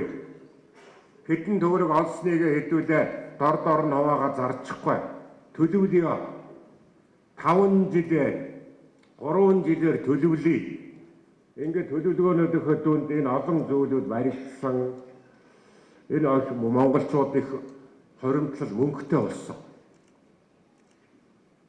Та нар хардаа 1921 оны ардын хувьсгалын дараа Монголын нийт улсын төсөв 1.7 сая төгрөг байсан. 1 сая 700 мянган төгрөг. Өнөөдөр зарим хүний сарын цалин байгаа үстэй. За тэгвэл энэ орлого ингээд 45, 65, 80, 90 онд ингээд өсөөд явсан. Одоо өнөөдөр чинь бүр одоо 19 их 80 төгрөг хүрсэн байгаа шүү. Тэрлээ одоо хил амд багтахгүй бичгэд төвхтэй юм таараа их баяжсан шүү дээ монголчууд. Энэ үед чи энийг бий болгосон. Хот суурин бий болсон, хүн амын амжиргааны амьдралыг өөр болсон. Энэ 1960-ад оны үеийн зураг 67-8 оны. Та нар амуу хуур кино үзсэн үү? Амуу хуур үзсэн. Тэр шинэ хотыг байгуулж байгаа тухай кино шүү дээ. Яг энэ урдлын тэр цагаан байшингууд байна. Тэр байшингуудыг барьж байгаа дүр зураг тэр амуу хуур кинонд үлдсэн байхгүй юу? Тэр нөгөө соном өвөө байранд орох гээд эхнэр нь гал оломтоо сүйтгэхгүй гэл байдаг шүү дээ тийм үү? Тэр чинь яг энэ хавь. Одоогийн урт цагаан. Тэр хавийн зураг шүү дээ. За энэ үеийг энэ легити гэж энэ эрдэмтэн дүгнж хэлсэн. Энэ өнөөгийн монголчууд ер нь ямар ард түмэн бэ гэдгийг судлаачнуудаар харж ингэж дүгнсэн. За эдгээр бол ерөөсөө тусгаар тогтнолоо сэргээсэн ард түмэн байна. Өөрсдийнхөө хэрэгцээг өөрсдөө хангах гэж өтгөж байгаа ийм боломжтой сайхан улс байна. Үүнийг хань нүхтийнхээ тусламжаар хийлгүүлж байгаа юм байна. Гэхдээ өөрсдийнхөө авиас бэлэгт дулдуйдсан шин залуу ард түмэн байна гэж биднийг дүгнсэн. Энэ үеийн монголчууд Монголын энэ төрийн зүтгэлтнүүд удирдагч нар их сэргэлэн овсгоотой харагдсан, ажилсан харагддаг шүү дээ. 1946 он дэлхийн 2 дугаар дайны дараа дэлхий дээр социалист, капиталист гэсэн ийм хоёр систем тогтсон. Тэрнийх нь социалист талд нь монголчууд орсон. Энэ социалист талыг нь зөвлөлт холбоот улс гэдэг манай хойд төрш удирддаг байлаа. Нөгөө капиталист ертөнцийг хэн удирддаг вэ? Америкийн нэгдсэн улс. Ингээд хоёр тал, хоёулаа өрсөлдөн, тэмцэлтэн, бие биенээ дундуураа ингээд хөшгөөр хаасан. Тэгээд энэ үеийг бид нар социализм үе гэдэг юм. Нийтдээ одоо 20 гаруй улс орон энэ социалист системийг үрдүүлж байсан. Тэгэхэд манай монголчууд яг энэ социализмын энэ үйл ажиллагааг ашиглаад улсаа хөгжүүлээд авсан. Бидэнд тусал гэж байгаа. Энэ бидний өнөөгийн байгаа энэ үйлдвэрчний соёлын төв ордон байна шүү дээ. Энийг бариулсан. Оросын одоо зөвлөлтийн барилгач. Энэ хажуу талд нэг шар байшингууд байдаг шүү дээ. 50 мянгат гэдэг тийм үү? 50 мянгат. тэрийг хятадаар бариулсан. Нэгдүгээр 40 мянга тэгээд байна. Одоо ихтэлгүүрийн 100 урдлын байшингаа санаж байна уу? Одоо та нар гараар тааралдсан шүү дээ. Тэрийг чинь орсуудаар бариулсан. 120 мянгат байна уу? Хаана байдаг вэ? Тийм. Ихтэлний үүрний урдлын 120 мянгат юм уу? Тэрийг хятадуудаар бариулсан. Цирк мэдгүй, улсын цирк. Одоо асаа цирк байгаа те. Тэрийг өрмийнүүдээр бариулсан. Ингээд яриад байвал ингээд харуулна. Энэ нэг 30 гаруй жилийн хугацаанд Улаанбаатар хот бүр танигдахгүй болтлоо барилгагдсан. Одоо бид нар энийг ингээд ховд өгөөд дуусахгүй биш. Тийм их баялагийг үтээсэн. Танаа эмээ өвөө, аав нарч, ээж нарч. Энэ хооронд хийсэн. Энэ нөгөө улсаа хоцрогдлоос гаргана гэж тэмцэж явах та. Саяхан штэ. Одоо энэ ингээд усан гардаг болсон. За энэ аюу том зорилготой болсон энэ үед. Зорилго нь их том. Маш том. Ерөөсөө хөгжингүй социалист, тэргүүний социалист орнуудыг гүйцэнэ л гэсэн. Тийм үү? Аж үйлдвэр хөдөө аж ахуй орн болно. Улс орноо үйлдвэржүүлнэ. Хөдөө аж ахуйгаа хөгжүүлнэ. Үүнийхээ үр дүнд бид нар тэргүүний орнуудыг гүйцэнэ. Тэр тэргүүний социалист орн гэдэг нь хэн гэж бүгд найрамд гарч ирсэн Герман улс. Зөвлөл холбоотоос Чехословак эднийг гүйцэнэ гэж байгаа шүү дээ. Том зорилт мөн үү? Мөн шүү. Асар том зорилт. Том зорилт тавьж иж том юмд төрдөг. Ер нь хүний хувьд ч ялгаагүй. Хүн өөртөө маш том зорилго тавьж иж амжилтанд хүрдэг. Тэрийг ч гэсэн та нар бид нар бас амьдралдаа хэрэгжүүлж хэрэгтэй байгаа тийм үү? За тэгээд соёл, урлаг, спорт бүх зүйл энд огцом хөгжсөн. Нөгөө сонгодог урлаг, дөөр, балет. За тэгээд спорт бүх төрлөөр цирк, нийтийн биеийн тамир спорт. Энэ 45 жилд Монголыг урагшин жинхэнэ барын өсрэлтээр өсрүүлсэн. Энэ бол монголчуудын хувьд хөгжлийн хувьд өсрэлт байсан. Энэ хөгжил бол хойшоо алхсан нэг зүйл байгаагүй. Тийм учраас социализм гэдэг энэ системээс монголчууд хоцсон юм аа. Хожил авсан. Ганцхан хоёр монголчууд. Майшин барилга. За 90 оноос одоо бидний үеийг орж ирлээ. 3 дахь цэнхэр. Лекцийн төгсгөл рүү хэдүүлээд өгч जैन орж जैन. За одоо энэ үеийг бид нар яг энэ өмнөх нөгөө түүхэн үетэйгээ харьцуулаад үзэн шүү дээ одоо. Одоогоо ойлгох гэж байна. Та нар яг одоогийн цаг үеийг яаж ойлгож байна гэдгийг одоо бид нар ярина да.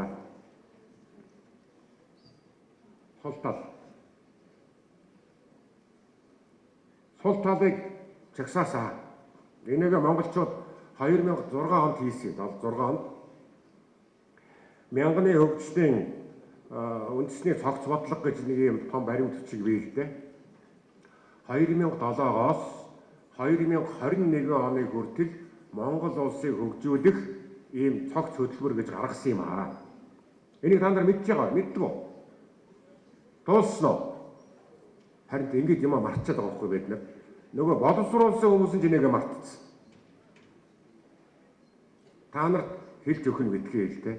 Энэ нөгөө тогтворгүй байдал бидний дараагийн ярих шалтгаануудтай холбогдно. Тэгээ энэ үндэсний хөгжлийн цогц бодлого дотор өнөөгийн монголчуудын давуу болон сул талаа ингэж бичсэн. Үнэлээ. Одоо энэ үнэлгээ хэвээр явж байгаа шүү дээ. Тэгэхээр би энийг та нарт сануулж ярьж байгаа. Олон сул талууд байна. Зайлшгүй засах ёстой. Нөгөө ирээдүйг авч явах залуус та нарт засаж өгөх ёстой өнөөгийн бидний зорилт байхгүй. Залуус та нар энийг одоо та нар засч өгөө гэж нэхэх эрхтэй болсон байгаа байхгүй юу? Ягаад гэвэл та нар өөрсдөө ирээдүйг бүтээх учраас. Та нарыг ирээдүйг бүтээгдэхчний хүнд хэцүү юм өгчвөл та нарт хэцүү шүү. Ирээдүйг бүтээн байгуулахт чинь. Тэгэхээр бид нар өнөөдөр ингээд хүн амын тооцоон байна, хүн амын өсөлт удаан байна, манайхны насжилт богино байна. За хөдөлмөрийн нөөц хязгаарлагдмал байна, мэрэгжлийн ур чадвартай ажил, инженер техникийн ажилчид, зах зээлийн мэдлэгтэй мэрэгчлэнүүд зөөн байна. За энэ хоёрдугаар заалтыг та нар хараарай. Өнөөгийн Рашив Гандийн нэрэмжит энэ үйлдвэрлэл урлагийн дээд сургууль энийг нөхөх гэж байгаа улс та нар. Мэргэжилтэй ур чадвартай ажилтан инженер техникийн ажилтнууд болж гарах гэж байгаа улс шүү дээ та нар. Энэ манад аюул сул тал болж байж байна. Тийм учраас үндэсний ийм мэргэжилтнүүд дутаад ирэхээр гадныхаа орж ирээд байна. Тийм байгаа ч үстэй. Төмөр зам 50-аа гадныхан, зам 50-аа гадныхан, ялангуяа ихэнх нь өмнөд төршүүд монголчууд хийж чаддгүй. Бид нар хийж болохгүй, чадахгүй шүү дээ. Тэгээд оронд нь бид нар өөрсдөө үний авчирна гэдэг авчираад байгаа. Иймнээс гарчвал бид нар даваа талаа олж авна. Тэгэхээр яг энийг нөхөж энэ дээр маш хариуцлагатай сонголт хийсэн улс бол яг та нар миний өмнө сууж маш их чадварлаг ажилчид инженер техникийн боловсон хүчин та нар дундаас гарч ирнэ. Бараг бүгдээрээ гарах байх гэж бодож. Энэ бол улс орны сул тал болчиход байгаа нэг эмзэг цэг байгаа шүү бидний. За тэгээ боловсролын чанар маань хангалтгүй байна. Шинжлэх ухаан технологийн хөгжлийн төвшөнд доогуур байна. Үнэн.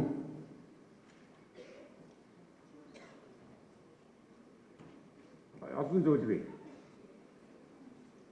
Энэ хүмүүс цаана нь Монгол орноо мандуулъя гэдээ бид том уриатал явдаг шүү дээ, тийм биз дээ. Тэгэхэд ийм ядуу зүдүү амьдралтай хүмүүс яваад байгаа нь сул талаа маш хурдан эерэг тал болгож чадахгүй доршоод байна биднэрт. Ингээд зөндөө хашаа явна шүү. Далаад гарцгүй, дотоод дид үзсэн, гадагшаа чиглэсэн сүлжээ маахгүй. Одоо бид нар төмөр зам, автозам энэ төргээл яриад байдаг да. Энийг чинь яваад шүү дээ. Орон сууцны хөрөлцөө хангамж юм уу? Энд бүгд миний бидний сул талууд маш олон юм бий. Засгийн газрын зардлыг хүн суртал авилгатай төрийн албаны чадвар нь сул, дотоодын зах зээлийн багтаамж бага, хөрөнгө нөөц, санхүү, валютын нөөц хязгаарлагдмал, эдийн засаг цөөхөн бүтээгдэхүүнээс хамааралтай. Үндсэндээ өнөөдөр бид нар нүүрсээр зарж амьдарч шít. Зөвхөн нүүрсээр.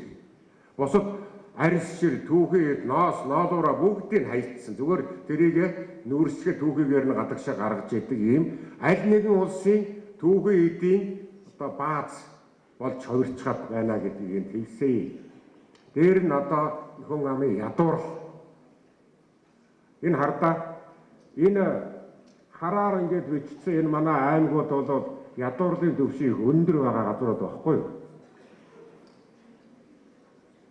Дорнод аймаг гэхэд өөр 43% төрсөн. За Хинхи аймаг гэхэд чинь Сүхбаатар аймаг гэхэд чинь 47% ингээд хүрчихсэн. Энэ үндэсний статистикийн хорооноос гаргасан ийм судалгаа байна. Ядуурл гэдэг чинь хүн ажилгүйгээс үүдэлтэй, мөнгө байхгүйгээс үүдэлтэй, төрийн бодлого зохицуулалтын гадна байгаа л гэсэн хэлбэр шүү. Энэ ядуурл энэ 40 байтугай ийм ховроо хөрөх ёсгүй. Мен чи мэдээж хэрэг ядуу хөнгөө бас ийм бүгдээрээ баян сатгалаа улс гэдэг дэлхийд ховрлдог. Гэхдээ Монголын нөхцөлд бол өнөөдөр бидний хамгийн сул талууд энэ ядуурл. Оюуны өмч байна. Оюуны өмч. За давуу тал. Давуу талаа бас үнэлсэн. Ингээ хадаанаар хараарай. Энэ доктор бидний хамгийн том давуу тал бол хүн амын боловсролын төвшин харьцангуй сайн. Бид нар бүгдээрээ бичиг үсгтэй. Бүгдээрээ нөгөө өмнөд өвөг дээдсээс уламжилсан ажигламтгай сониут цангийнхаа хүчээр нөгөө эрдэм мэдлэг тэмүүлдэг юм сурыг гэдэг ийм хүсэл эрмэлзэлтэй ийм ард түмэн байна. Энэ бид нар хамгийн том давуу тал гэж хамгийн дөрөнд бичсэн байна лээ үндэсний хөтөлбөр. За дээр нь өргөн уудам газар нутаг нүүдлийн өрмөц иргэн шил газар зүйн таатай байршил нэгдмэл нэг үндэстэн бид нар олон үндэснээс үрдээгүй шүү дээ. Хүн амын насны болон хөөсний хүчсэн зөв 73% залуучууд эзэлж байгаа. Нөгөө би түрүү ярьсан шүү дээ. Ирээдүй бүтээгчид нь их хөв байгаа байхгүй юу?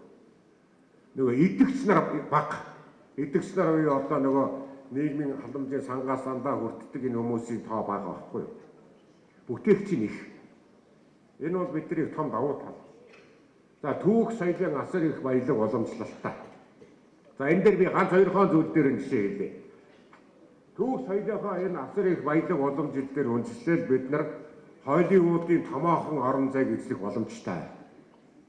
Ах нь нэг зүйл та нарт их гоё баяртай мэдээ хэлье. Тэнгисгэж залуу тэргүүтэй манай өнөөгийн залуучууд одоо дөнгөж 30 гаруй насны залуучууд Холливуудад Монгол анимашнаар орон зай эзэлж байна. Энэ киноны нээлт 2018 оны 6 сарын 16-нд төрийн ордонд болох гэж байна. Энэ Чингис хаан нэртэй Монголын бүрэн хэмжээний анимашн кино. Монгол залуус хийсэн. 45 залуус хийсэн. 8 жил хөдөлмөрлсөн. Тэдэнд мөнгө байгаагүй. Мөнгө олдоо. Бүх байраа нэлж байгаа. Машина байгаа бүх юм тэр ламбаар юу зээлмэл нь тавиад энэ мөнгийг өөрсдөө бий болгосон. Надад ганцхан харамсалтай мэлсэн. Бид нар Монголын бүх баян хөрөнгөтэй хүмүүс төр очисон. Нэгэн ч бид нар мөнгө өгөөгүй шүү дээ. Та нар чадахгүй л гэсэн баг тийм. А гэтэл Казахстан улс мөнгө өгье гэсэн гинэ. Та нарт хэдэн сая доллар хэрэгтэй өгчий. Та нар зургандаа нэг л зураг оруулчих. Ямар зураг вэ гэсэн. Өөлөн ээжийг казах гэрээс гарч байгаагаар л зурчих. Тэгэл болоо. Цаана ямар утга байна те? Үгүй гэсэн гэж тэр Монгол залуус. Уг мөнгө хэрэгтэй байгаа. Тэгтээ тэгж худалдахгүй гэсэн. Тэгсэн хятад улс мөнгө өгье гэсэн байна. Тэдний чадварыг мэдчихээд эхнийх нь юмыг үзчихээд та нарт мөнгө хэдийг бол хэдийг аа. Хэдэн сая доллар хэрэгтэй. Тэгээд нэг хүсэл тавьсан. Тэр нэг хятад хүнийг наана сайнаар төрсөд оруулчих. Тэгэл болоо. Тэр залуус аваагүй. Тэгээ одоо бүтээлээ гаргах гэж. Тэрийг нь одоо бүр Холливуд зөвшөөрөөд дэлхийн 183 оронд зэрэг гарах гэж байна одоо. Тэгээд тэр залуус хэлж байна. Энэ бол баяр хүрэх юм тийм.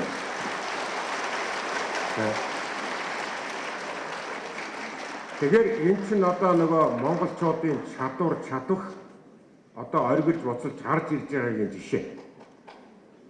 Одоо бидний араас маш олон аниматорууд анимашн хийдэг залуус гарч ирнэ. Бид нар энэ том зайг орон зайг бий болгож өглөө.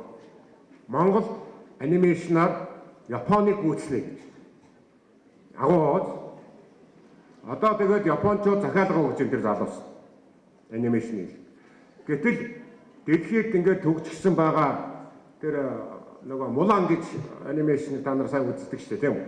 Мулан тэр чинь Монгол домог дээр бий болгосон одоо хятадын тэр том сурталчилгааны бүтээл шүү. Тэрийг 90 сая доллараар 500 одоо зураач 5 жил хийсэн байгаа шүү. Ийм хөрөнгө зардаг. А гэтэл саяны Чингис хаан гэдэг энэ Монгол анимашныг 45 залуу 5 сая доллараар 5 жилд хийсэн. Асар ялгаа ууж. Тэгэхээр бидний энэ орон зай, бидний энэ цаашаа явах зүйл хязгааргүй байгаа. Та нарыг авт бай.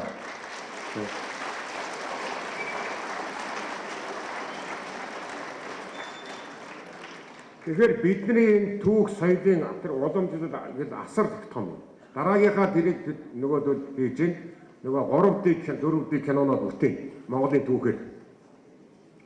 Тэгэхээр зөвхөн түүхээ мөлчгөд соёлоо мөлчгөд бид нар ингээл дэлхийн том орон зай дээр гараад ирж.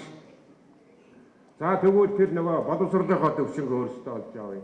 Тэр өргөн удам асар баялгаа өөр тийш ингээ хийхэд биднэрт давуу тал бол асар их байгаа юм байна. Байт юм байна. Монгол наадмыг жил болгон хүн ирж үзэж тийм одоо энэ өнөөдрийн миний лекцийг хөтөлж байгаа цоод лахыг чинь дуу хоолоогоор Монголын наадам их энийг дэлхий үздэг. Дэлхийд орж ирдэг болчихсон байна. Энэ байгаль, энэ түүх, энэ бүгд одоо зүйлүүд байна. Тэгэхээр бидэнд одоо яг ийм давуу тал байгаа юм байна. Ийм сул талууд байгаа юм байна. Давуу талаа төлхөө боловсронгуй боломж байна. Сул талаа арилгая гэсэн саяны зүйлийг бид хэлж байгаа. За тэгэхээр бидний яг дэлхийн хаана явна вэ гэдгийг илэрхийлдэг нэг л томьёолол байна. Энэ байгаа. Та нар энийг бас сураад авчихад тэгээд та нарт бас эдтэй мэд амар болно. Хаана явж ийнэ гэдгийг бид нар мэдээд байна өөрсдөө. Улс орны дотор дотоодын нийт бүтээгдэхүүн гэж ийм үзүүлэлт байна. Тэгэхээр энэ дотоодын нийт бүтээгдэхүүн гэж юу гэхээр өмнө нь тодорхойлолтын бичсэн байгаа. Тухайн улс орны хэд хязгаар дотор нэг жилийн хугацаанд бүтээгдсэн нийт бүтээгдэхүүний хэмжээг дотоодын нийт бүтээгдэхүүн гэнэ гэх. Тэгээд энэ нийт бүтээгдэхүүнийхээ нэг хүнд ноогдох орлого хэмжээгээр улс орны хөгжлийн төвшин үнэлдэг байна. Ирэхэд ерөөсөө тэрүүгээр үнэлдэг. Тэгэхээр нэг хүнд ноогдох дотоодын нийт бүтээгдэхүүн $1000 доошоо болвол ядууар буроор. За тэгээд үдсэн чинь одоогийн байдлаар энэ 2 жилийн өмнөх би тоо авсан юм аа. Африкийн Эритrea гэж нэг улс байна. Энэ улсын дотоодын нийт бүтээгдэхүүн $545. Гуйлагчин амьдралаа юм улсаар.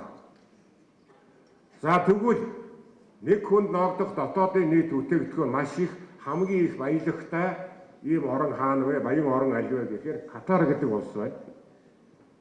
$88,232 оногдож байна. Нөгөө газрын тостой орон шиг санаж байгаа үстэй.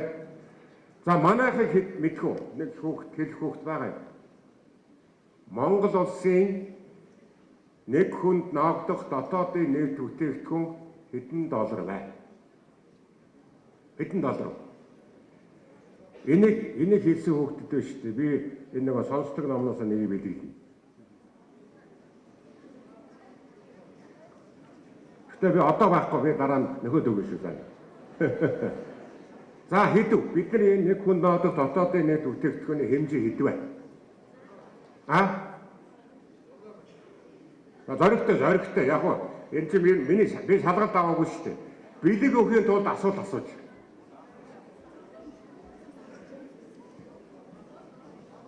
Зоригтой. За багцаагаар хэлж болно. Заавал тэд 88,000 тэд энэ нөхгүйгээр. Хэдэ? Сая 4,000 ч хэлсэн. Босоод ирдэ. Тэр хүүхдийг харнаа. Хаавал 4,000 ч хэлсэн хүүхд хаавал. Хаавал тэр хүүхд нааш багаараа тэр. Энэ хүүхдтэй.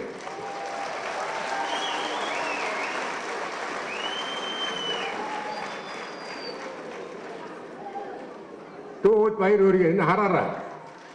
$4,177. Нэр хэмбэлээ. Анасуу. Хингэнэ. Хот гана гэсэн үү? За чи ахыхаа утсыг аваад тэгээд ганаад бэлэг өгнө. За чи энийг нэг уншчихсан одоо яг миний микрофон дээрээс хамгийн дээдлийн Танаа найз Түүхийн уншиж та. Монгол улсад нэг хүнд ногдох дотоодын нийт бүтээгдэхүүн өнөөгийн байдлаар 4177 Америк доллар байна. За ийм байна. За баярлалаа.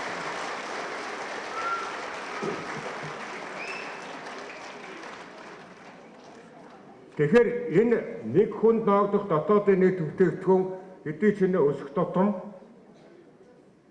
бидний хөгжил дээшээ явж ийн гэсэн үг байна.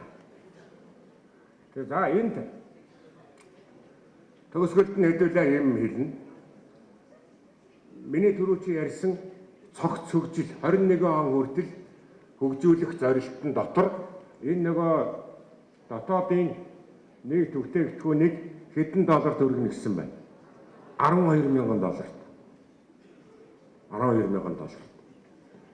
Ингээд зог нь бүр 6 хонд зорилт дэвшүүлсэн байгаа байхгүй юу? Одоо хэд явж ийн гинэ? 4,000. Тэгэхээр одоо манай залуучуудын гард энийг бүр дээш нь тэр Катар, Матар шиг 70-80,000 доллар төгрөгөх л өөрийг ногдоод байгаа байхгүй юу? Тэгвэл улс хөгжиж байна гэсэн үг. Нэг хэсэг бүлэг хүмүүсийн гарт биш, нэг хэсэг хүмүүст биш. Нийт үндэстэнд баялаг нь наалдж байгааг энэ дотоодын нийт бүтээгдэхүүний хэмжээгээр үзүүлдэг байна. Солонгос улс биш одоо бидний сайн мэддэг бүгд найрамдах Солонгос улс тийм үү? 1970-аад оны үед зорилт дэвшүүлээд 1990 онд дотоодын нийт бүтээгдэхүүний нэг хүнд ногдох хэмжээ 10,000 доллар болсон байгаа юм шиг. Энд ихтэй хэцүү ажил байна. Одоо өнөөгийн байдлаар Солонгос улс нэг хүнд ногдох дотоодынхоо нийт бүтээгдэхүүнийг 30,000 доллар төгрөх гэж байна. 18 онд. 18 онд 30,000 доллар болно гэж сая хэлсэн байна. Тэгэхээр бид нар Солонгосыг бас гүйцэх хэрэгтэй байна. За энд бол их сайхан зорилтууд дэвшүүлсэн байна. Нийт ингэж бид нар нэг хүнд ногдох дотоодынхоо нийт бүтээгдэхүүнийг 12,000 доллар болгож чадвал бид дэлхийн дундаж хөгжилтэй ард түмэн болчихноо. Тэгээд эдийн засгийн өрсөлдөх чадвартай болно. За жилд 15,000 хүмүүсийг орон сууцтай болгож ич бас амжилтанд хүрчнэ. Нийт дундаж орлоготой иргэдийн тоог 60% төгрөгнө гэсэн байна. За энэ дотор та нарын нэг анхаарах зүйл болов байна шүү дээ. Дундаж орлоготой иргэдийн хувийн хэмжээ их байх ёстой. 60-аас 80 төрдийч улс орон тогтвортой, улс төрийн тогтвортой эдийн засгийн хөгжилтэй байдгаа. Гэтэл одоо түрүү чи миний нэг хар зураг харуулсан шүү дээ. Хүн амын зарим бараг 45% нь ядууралтай байна. Асуудал байгаа биз? Асуудал байна. Тэгэхээр энийг одоо засахын төлөө, өөрчлөхийн төлөө бид нар бас өөрсдөө энэ доорны зүйл хэлж чинь ярмаатлаа. Хүн амын дундаж наслалт 72% байна. Хүргэн гэж 72. Одоо бидний хүн амын дундаж наслалт хэд вэ? 62. Эрэгтэй 63, эмэгтэй 66 байна. Нөгөө үзүүлэлт дээр. Тэгэхээр энийг бол хүн амын дундаж наслалт өндөр орно, хөгжилтэй орны тоонд ороод явдаг. Тэгэхээр бид нар тул хөгжилтэй орны тоонд хүрэхэд бас нэлээд алхмууд хэрэгтэй байгаад байгаа нь эндээс харагдаж байгаа. За энэ дээр би нэг хэдэн зүйл хэлнэ. Одоо яг та нар залуу үе бидэрт юу анхаарч явах хэрэгтэй вэ гэдэг. Энэ авилга гэж нэг зүйл байгаа. Энэ авилгатай тэмцэх газар анхаардаг тийм үү? За өнөө үед биш үү? 1990-ад оноос хойш 21-р зууны эхэнд монголчууд 3 дахь том нөгөө өөрчлөлтөө хийцсэн. Одоо явж байна. Бид нар энэ Улаанбаатар хотод 3-4 дахь үеийн иргэдүүд бий болсон. Нөгөө нүүдлийн иргэншлээ орхисон ийм улс бий болж байна. Монголчууд дэлхийд байхгүй сонин иргэншилтэй улс. Нэг нь нүүдлих, нөгөө нь юу? Суурин. Суурин болон нүүдлийн иргэншил хослуулсан улс дэлхийд ганцхан Монгол байна. Манайх бид нар байна. Тэр нүүдлийн иргэншил дотор чинь Монголын нөгөө том мундаг өв соёлууд явж идэг. За хотын хүмүүс өөрийнхөө тэр уламжлалт түүх баялаг уламжлалыг юугаар авч явдаг вэ гэхээр наадам, цагаан сар, үндэсний бүх үндэсний сур морин уралдаан дээрээ дотор нь тээж авч явж идэг. Тэгэхээр энэ хэн хүмүүс нөгөө хөдөөнийхний хүмүүсийг гадаад хүн шиг хардаг ийм үзэгдэл бий болж эхэлж байна. Энэ бол бидний хувьд сөрөг үзэгдэл. Хөдөөнөөс ирсэн, хөдөөнөөс Улаанбаатар буюу хот суурин газар суурьсан иргэдээ элдв үгээр хэлэх орк гэх юм уу? Тэнэг мангар гэж болохгүй. Ягаад гэхээр тэр хүмүүс ерөөсөө буруу. Тэр соёлын том ялгаа байгаа байхгүй юу? Харин бид нар өөрсдөө хотынхоо иргэншсэн өвөрмөц соёлыг бий болгох хэрэгтэй байна. Хотын стандарт гэж юм шинээр бий болгох хэрэгтэй байгаа. Хотын дүрм гэж бий болгох хэрэгтэй байгаа. Тархан хотын стандарт, Эрдэнэт хотын стандарт, Улаанбаатар хотын стандарт гэж тусдаа байх ёстой юм байгаа юм. Өрмөд нь өөр байх ёстой. Архангай аймгийн хүмүүс байгаа бах те. Архангай аймгийн төв цэцэрлэг хот. Дандаа шар байшинтай байж болно. Ногоон дээвэртэй. Тэгвэл Хөвсгөл аймгийн төв Мөрөн хот дандаа цэнхэр байшинтай ногоон улаан дээвэртэй байж болно. Жишээлбэл ингээд өөр. Тэгэхээр энэ мэдээ нөгөө нийтлэг хөгжлийн зүйлүүд бол манайд хаягдаад байгаа. Энийг та нар хийх байх.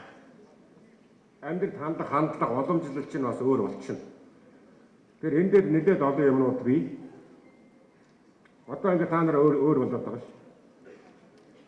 Энэ залуу Монгол залуу тэгээд энэ Монгол хүүхдүүдтэй байгалийн сайхан морь малаа тайлбарлаад ах шиг байна тийм үү ер нь. Энэ зургийн агуулгыг харуул. Гадаадынхан биш ээ. Монголчууд. Тэгэхээр ийм бидний ялгаанууд байна. Энийг байлгах ёстой. Хөдөөгөө алга болгож болохгүй. Энэ бол Монголын том онцлог энэ дотор явдаг. Хөдөөний хүмүүсийг хөндлөх ёстой, хайрлах ёстой. За энэ үеийг энэ Баркман гэж Монгол судлаач үнэлсэн. Монгол бол Азийн анхны ардчилсан орн мөн гэж сая 90-ад оны үнэллээ. Богино хугацаанд хөгжих орн, их сайхан боломжтой орн гэж үнэлсэн. 3 дугаар гашуун үг нь хэлсэн.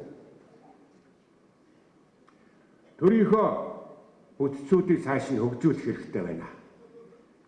Өнөөгийн манай энэ төрийн тогтолцоо, сонгуулийн систем, улс төрийн намуудын төлөвшил буруу байна гэдгийг нөгөө хэлж байгаа юм. Цааш нь хөгжүүлээ гэж. Ямар над шиг ингээ буруу байна гэдгийг хэлчихгүй ш гадаадын үе юм чи. Нөгөө хөвөнд боосон чулуу гэдгээр үг хэлж байгаа юм. Хөрөнгө оруулалтынхаа хэмж боловсронгуй болго дээр нь авилгатайгаа шийдвэртэй тэмцээ гэсэн. Авилга төрийн дээд түвшнээс ахуулаад бүрийн доод түвшинд байж байгаа энэ авилга хэл хахуул гэдэг юм өгөө хий. Авилга бол энэ хэл хахуул түүн дээр тогтсон төрийн тогтолцоо бол Монгол улсыг хөгжүүлэхгүй чөдөрлж байна гэдгийг хэлж байгаа. За бидний өнөөгийн зорилго бар болох тийм үү? Бар. Азийн бар. Азийн бар гэдгийг улсын жишээнд бид нар нөгөө Тайван, бүгд найрамдах Солонгос улс, Сингапур улсыг хэлдэг тийм үү? Эдгээр шиг огцом хурдан улс орноо хөгжүүлчмээр байна гэж хэлсэн. Тэгэхээр бидэнд бар улс болж барын үсрэл хийж исэн хугацаа байж юу? Түүх байна уу? Байна. 45-аас 46-аас 90 он.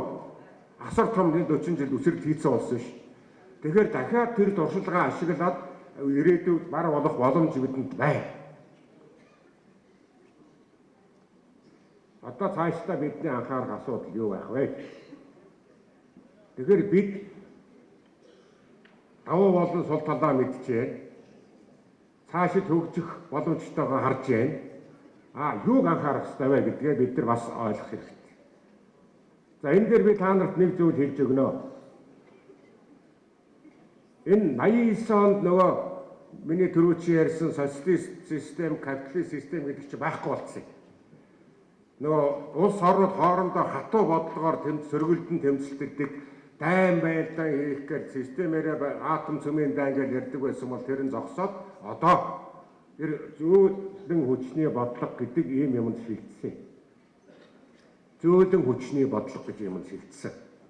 Ягаад гэхээр улс орнууд айжуухан өөрийнхөө соёлыг, нөлөөг, улс төрийн нөлөөг, эдийн засгийн нөлөөг өөрийнхөө эрхшээлд авах гэж байгаа орн руу нэвтрүүлдэг. Энийг зөөлөн хүчний бодлого. Энэ бол Монгол нэр томьёолоор бидний ярьдгаар нэг хар хайрцагны бодлого байна. Нүдэнд харагдаж, гарт баригдахгүй улс төрийн бодлогыг хар хайрцагны бодлого гинэ. Гол нь. Тэгээд тэр бодлого явж идэг. Тэр энийг өнөөдөр өнөөдрийн улс төрчид томьёолохдоо зөөлөн хүчний бодлого тэр soft power гэдгээр нь томьёолж байна. Энэ хүн Йозеф Най гэж хүн Харвардын сургуулийн профессор хүн. Одоо улс орнууд энэ өөрөө зөөлөн хүчний бие бодлого бий болгох. Өөрсдөө гадны зөөлөн хүчний бодлогоос хамгаалах ийм эгцэгтэй улс төрийн нөхцөл байдал тулж гинэ гэж хэлсэн.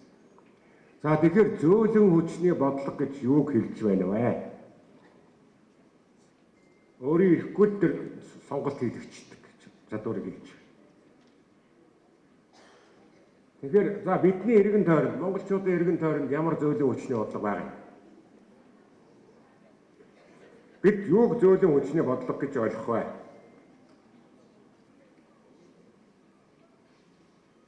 За манай өмнөд төрш хятадтай бид нар ямар зөөлөн хүчний бодлого явуулдаг. Бид нар хятадын зүгээс явуулж байгаа ямар бодлогыг нь зөөлөн хүчний бодлого гэж ойлгох юм бэ гэдэг энэ асуудал. Энийг та нар сайн таньж мэдчих ёстой. Маш олон зүйл байгаа юм. Тэрнээс зүгээр нэг хэдхэн зүйлийг жишээ авсан. Ягаад гэхээр хятад асар их мөнгө хөрөмжлүүлсэн орн. Энэ аливаа нэгэн бодлого дандаа хөрөнгө мөнгөн дээр суурилж явж идэг.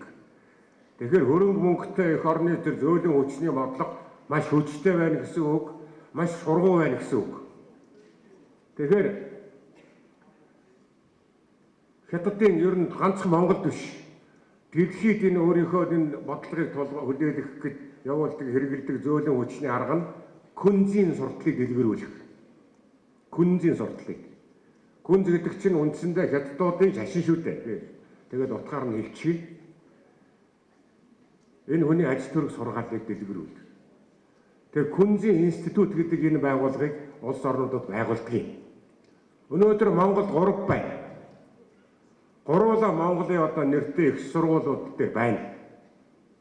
Тэднийд мөнгө өгөөд байгуулчихж байна шүү дээ.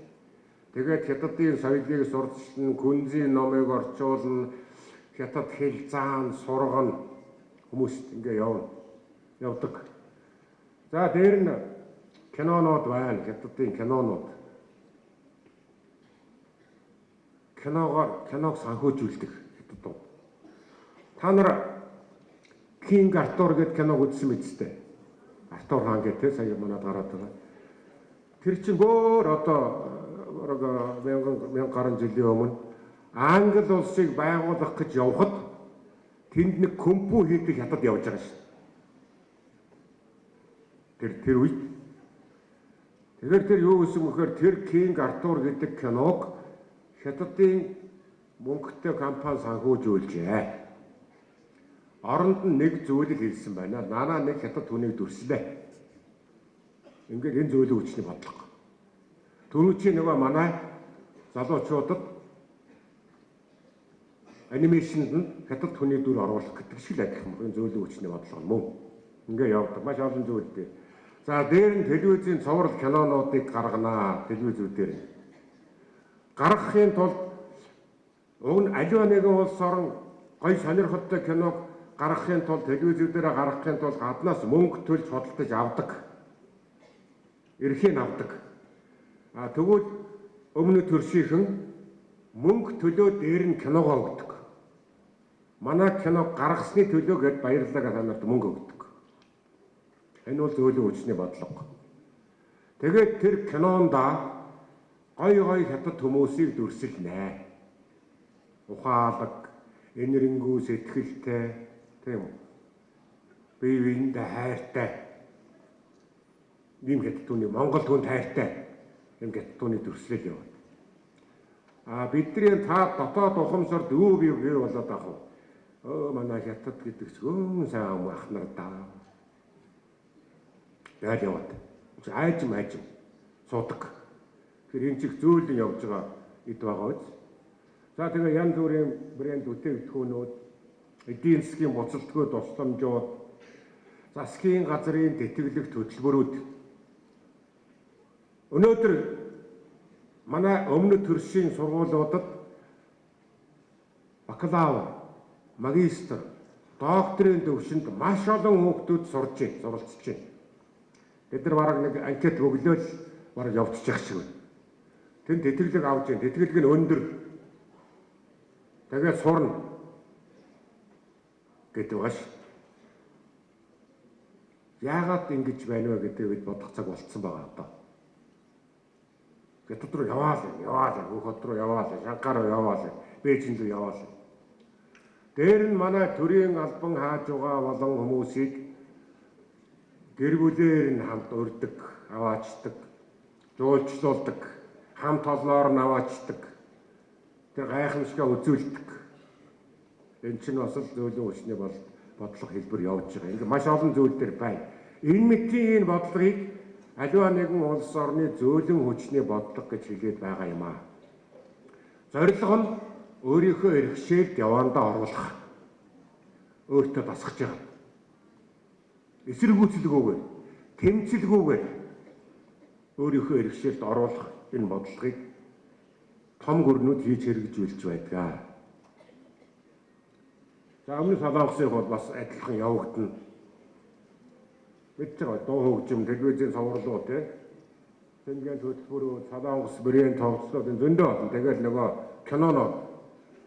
кинонуудаа санаж байгаа учраас Солонгос цовруул кино үзээгүй энэ ч нэг хүн байна гэвэл би өөртөө шагнамаар байхгүй шүү дээ.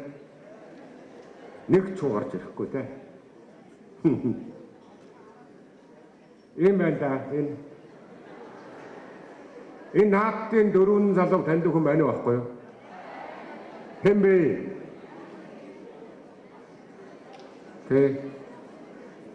Манай зум бас ингээд эдгэр чи олоолаа ирдсэн эсвэл бид нар ийм болцсон явж идэг тийм үү? Япон байна. Аниме энэгээр одоо тоглолтгүй үзээгүй хүүхд байна уу? Айхгүй манайхан өөрсдөө хийж чадчих одоо давууч их гэж штэ. Манай Монгол аниме бол бидний бас зөөлөн хүчний бодлого мөн үү? Мөн.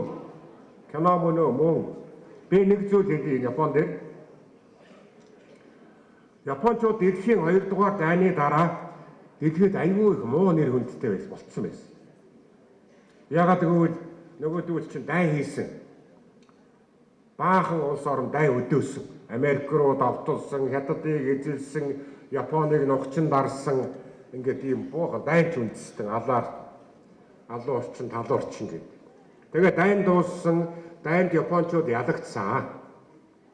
Тэгээ Япончууд ингээд яг бид нар шиг ингээд нийтээрээ бөөнөрөө сууж байгаад ер нь бид яаж энэ сөрөг нэр хүндийн имижээ өөрчлөх вэ? Яаж бид нар энэ дэлхийн ард түмэнд энэ муухай дайнч ард түмэн, империалист, милитарист гүрэн гэдэг нэр төрөө засах вэ ярьсан. Тэгээ хамгийн түрүүчийн шийдэл төрсэн зүйл нь энэ кино. Япон кино. Ард түмэн ч гэсэн өөрсдөө нөгөө их хэцүү болсон байгаа. Нөгөө 2 удаа атом бомбыг аюулсан нутаг дээр. Тэгээд ихийнх нь цэрэгт явсан, ам өргөгдсөн, цус үтсэн, ер нь харгас эцгийн ууртай, догшин, ер нь нэг зан харагтарт нь хэцүү байсан байгаа юм л та.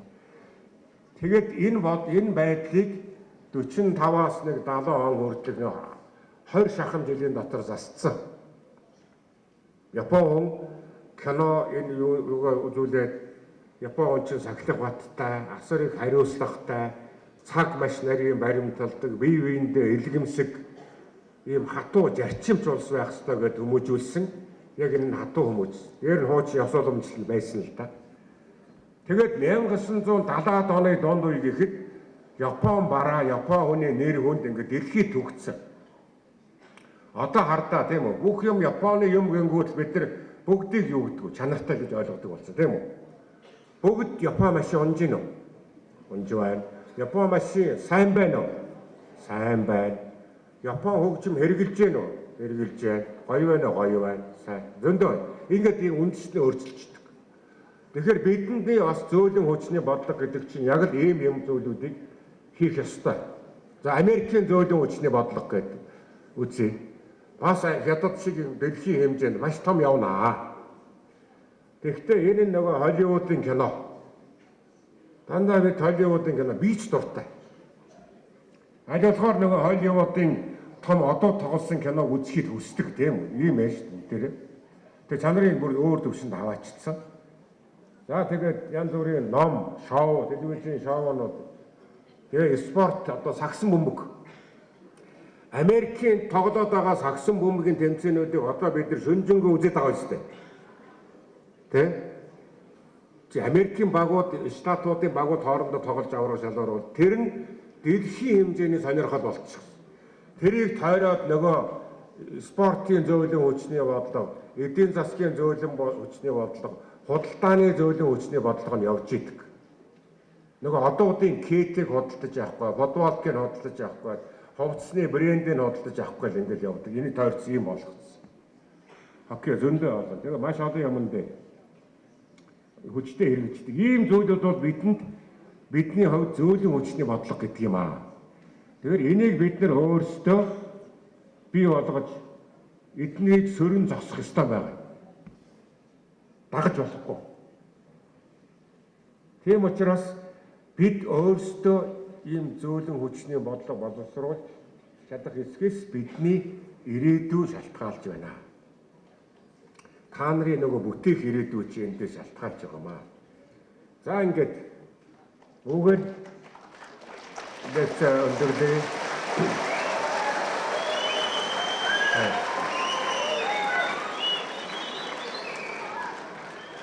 Та бүхэнд баярлалаа. Хамгийн сайн сайхныг хүсье. Монгол улс, Монголын ард түмний ирээдүй та нарын гарт байгаа шүү. Баяр хүргэе.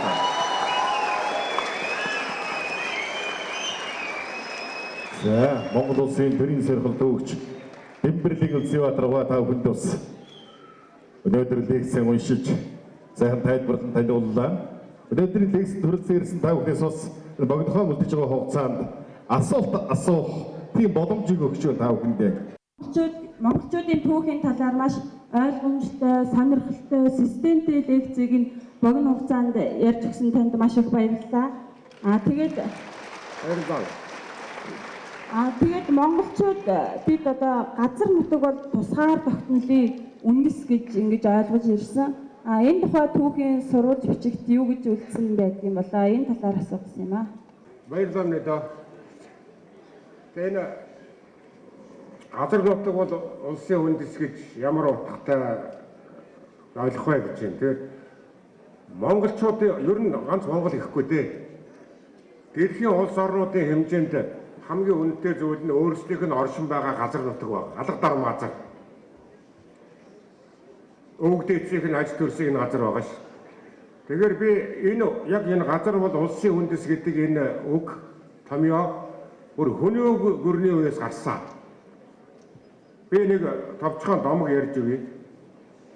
Модын шаниу төрийн эрхэнд гарахын тулд хүний гүрний дотор том сахилга батыг бий болгох тэмцэл хийсэн. Тэгээд энэ тэмцэл дотроо хамгийн түрүүнд та нар мэдэн шүү дээ. Тэр морио харваж алсан, тийм үү? Эхнэрээ харваж алсан. Дараа нь хэнийг харваж алдаг вүлээ? Тий, эцгийг харваж алдаг. Тэгээд өөрөө хаан болсон. За тэгээд хөрс тэргэлтэй орнуудтайгаа ингээд найрамдлалт ясаар харилцсан ажиллах гэсэн чинь өмнө зүгт байдаг Дөнгөө гэдэг нэг улс байсан юм аа. Тэр улсын хаад нь модын шаниуг их дээрлэгсэн.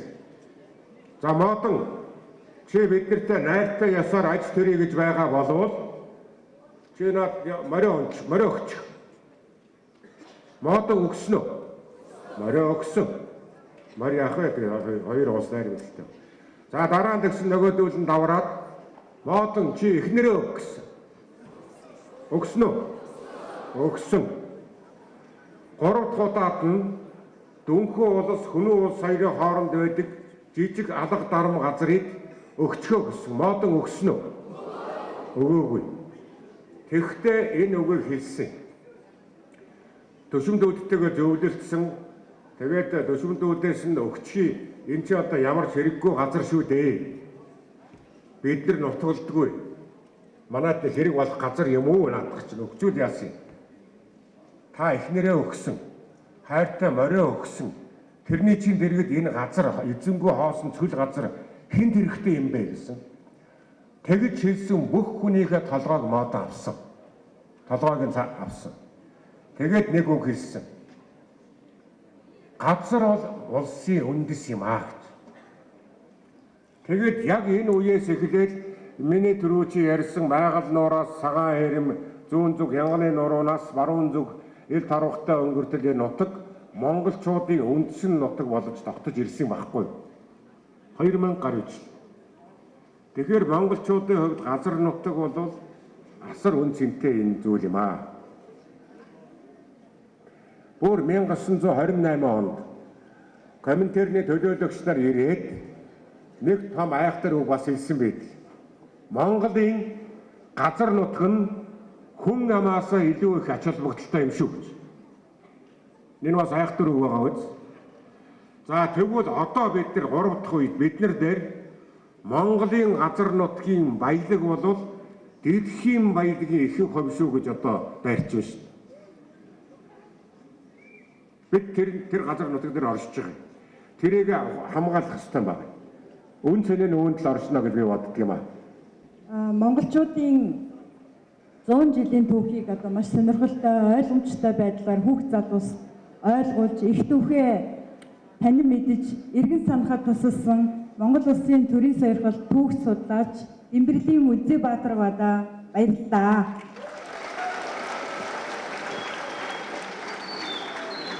Тэгээд нэг асуулт асууя. Монгол Улсын тусгаар Монгол Улс маань тусгаар тогтнолоо олж авахд олон хүчин зүйл нөлөөлсөн баг. Түүний дотор бол одоо Оросын иргэн барон фон өнгөрн гэдэг түүхэн хүн бол маш одоо түүхэн үүрэг гүйцэтгэсэн гэж үздэг. Та энэ талаар товч ярьж өгнө үү? За баярлалаа. Барон өнгөрн 1921 оны энэ Монголын улс төрийн үйл хэрэгт онцгой үүрэг гүйцэтгсэн хүн гэж би боддог юм аа. Тэгэхээр бидний үеийн нөгөө социализмын үеийн түүхэнд цагааны дээрэмчин Октябрийн хувьсгалаас зугтсан урвагч гэдэг утгаар явсаар агаад өнөөхөр бидний тарих зүрхэнд барон өнгөрн гэдэг бол их муу хоо, дээрэмчин хоо, алуурчин хоо гэсэн ойлголт бий болцсон байд. Тэгэхээр энийг бид засах хэрэгтэй гэж би боддог юм аа. Барон өнгөрний цэрэг орж ирснээр монголчуудын тэр гамин цэргийн эсрэг хөдөлгөөн хүчтэй өрнөөд барооны цэрэгт монголчууд олноороо илсэн ороод барооны тэр цэргийн удирдлагад дор Монголд богссон байсан олон мянган амингуудыг хөөж гаргасан юм аа. Монголыг хятадаас цэвэрлж хөөж гаргасан. Үүний үр дүнд 1921 оны 7 сард манай бидний үндэсний ардчилсан хувьсгал яг шин засаг тогтоход гол нөлөө үзүүлсэн юм аа. Тэгэхээр би тунд авчхандаа үг хэлье. Барон өнгөрн Стернберг гэдэг энэ хүний дурсгалыг бид нар хүндэх ёстой. Түүхийн зөвөөр бичих ёстой. Хөшөөх нь өсөх ёстой гэж. Та нар харин дэмжээрэй заа.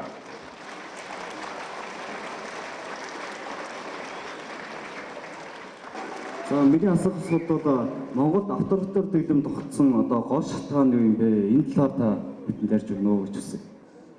Энийг яривал бас нэлээд урт түүх ярих хэрэгтэй болох юм. Би зүгээр товчхон хэлчихье. Авторитар дэглэм буюу нэг хүний хэд эрх мэдэл улс орон тогтоод аюултай гэж үздэг учраас нөгөө ардчил гэдэг зүйл гарсан шүү дээ. Социал-демократ үзэл, коммунист үзэл, за тэгээд өнөөгийн одоо либерал ардчил гэдэг чинь бүгдээрээ нэг хүний нэг хэсэг бүлгийн ноёрхолыг л унгана гэж суудахтай юм байгаа байхгүй. А гэтэл сүүлийн үед бол энэ томьёолол арай өөрөөр ойлгогдоод хүмүүс өмнөх өнгөрүүлсэн түүхээ үзээд ингээд өөр зүйл ярьцгаагаад байна. Энийг бас хаанаар бас мэдчихэд гэмгүй байна. Авторитар дэглэм Монголд байсан үед Монгол хөгжсөн ш. Цайвсангаа авторитар дэглэмийн анхны өдөрдөгч, дарангуйлагч уу. Ерөнхий сайт гэж нэртэй үндсэндээ Монголын хаан байсан үе л дээ. Цайвсангийн дараа Сэдэн бал гэж Монголын нам төрийн удирдлагад 40 оноос хойш гарч ирээ засагласан. Түүний энэ намыг удирдсан, улсыг удирдсан он жилүүдэд өнөөдөр миний нөгөө өмнө ярьсан энэ бүтээн байгуулалтууд хийгдсэн байхгүй юу? Яг нь авторитар дэглэм зөрөг талаа зөндөө бий.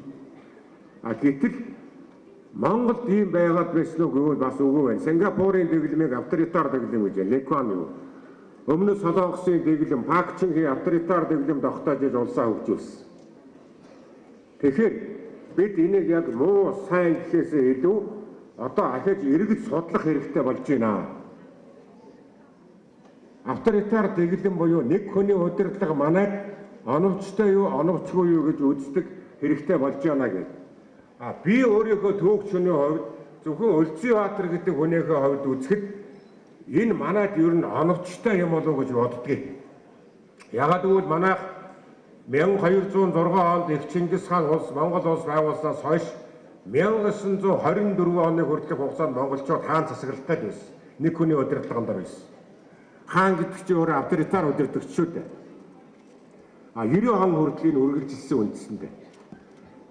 Тэгэхээр одоо бид нар бас энэ төрийн байгуулалт, төрийн тогтолцоо янз бүрийн одоо энэ зүйлдээ дүн шинжилгээ хийгээд засаглалынхаа зөв хэлбэрийг олох ёстой гэм цаг үе ирцээ. Тэгээд авторитар дэглэм бол бид судалж үзэх ёстой гэж бодож байгаа. Таны ярьсан өнөөдөр лекцэнд монголчуудын 100 жилийн түүхийн талаар ярьлаа. Тэгэхээр монголчуудын энэ 100 жилийн түүхэд манжийн талаар бас манжийн дардлаас гарсан хэсгээс орж байгаа. Тэгээд миний асуулт болохоор монголчууд яг манжийн дардалд байсан уу? Эсвэл иргэшээлтэнд байсан уу гэсэн асуултыг нэг бидрүүлж ярьж өгнө. Би бас яг нөгөө сонсдог номонд энэ талаар бас нэлээд шүүмжлэлтэй зүйл хэлсэн бас сонссон шиг байна те энэ залуу. Тэгэхээр бид нөгөө манжийн дардалд байсан монголчууд арчаагуудаа манжид эзлэгдсэн гэдэг яг нөгөө өмнөх социализмынхаа үеийн түүхэн ойлголтоор өнөөхөр явж байна. Бид нар харин манжтай олон жил байлцсан. Манж нар монголчуудыг бүрэн иргэшээлтэд оруулах гэж 122 жил зарцуулсан юм а. Энэ үнэ. А гэхдээ манж нарт монголчууд ингээд хамтран ажилласан нэг сонин зүйл харагдаж. Манжтай гэрээ байгуулсан. За бидний өмнө Мин гэдэг буюу Хятад гэдэг утга хөдөлгөөн улс байна. Энийг хоёулаа нийлээд дарыг. Манж Монгол хоёр угсаат нь нийлж Хятад улсын төлөвлөлтийг зогсооё гэдэг энэ бодлогыг барьсан байна. Тэгээд манж Монгол хоёр холбоо тогтоогоод манжийн хаан төрийн эрх мэдлээ монголчууд өгсөн. Төрийн эрх мэдлээ. Харин өөрийнхөө язгуур эрх ашгийг дотроо авч үлдсэн. Цагаан хэрэмнээс хойш нэг Хятад хүнийг хөлийг гიშгүүлэхгүй. Хятад хүн Монгол хүнтэй сууж болохгүй. Хятад хүн Монгол нэр авч болохгүй. Хятад хүн Монгол газар тариа тарьж болохгүй. Хятад хүн Монгол газрын баялаг алт ухаж болохгүй. Ингээд заасан. Энэ бол 1800 оны сүүлч 1900 он хүртэл үргэлжилсэн. Тэгээ манж улс сулрангууд энэ бодлого өөрчлөгдөнгүүт монголчууд бослого хийж тусгаар улсаа тонхоглосон. Тийм учраас манж улс Монгол улсын ирээ хоорондох энэ иргэшээлтэнд байсан эсвэл дарлалтанд байсан гэх асуудлыг одоо энэ шин түүхэнд шин түүхчид ахиж тодотгож шинээр үүсгэх юм шаардлагатай гэж би боддөг юм аа. Хуучнаар ойлгож болохгүй.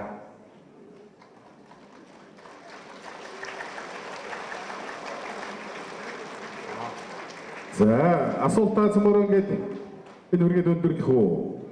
Тэгэх үү? За Монгол улсын төрийн шагналтай нэр дэвгч доктор Дэмбэрлийн Үлзий Баатаргойтой уулзах энэ сайхан уулзалтыг санаачлан зохион байгуулсан радио Гэнди нэрмжит өдөр урлагийн политехник коллежийн захирал даваач вегаан оюутан сурагчид Эрдэмтэн мэрэгэн багш зочдынхон өмнө хүндэтгэлийн тайлснаврья.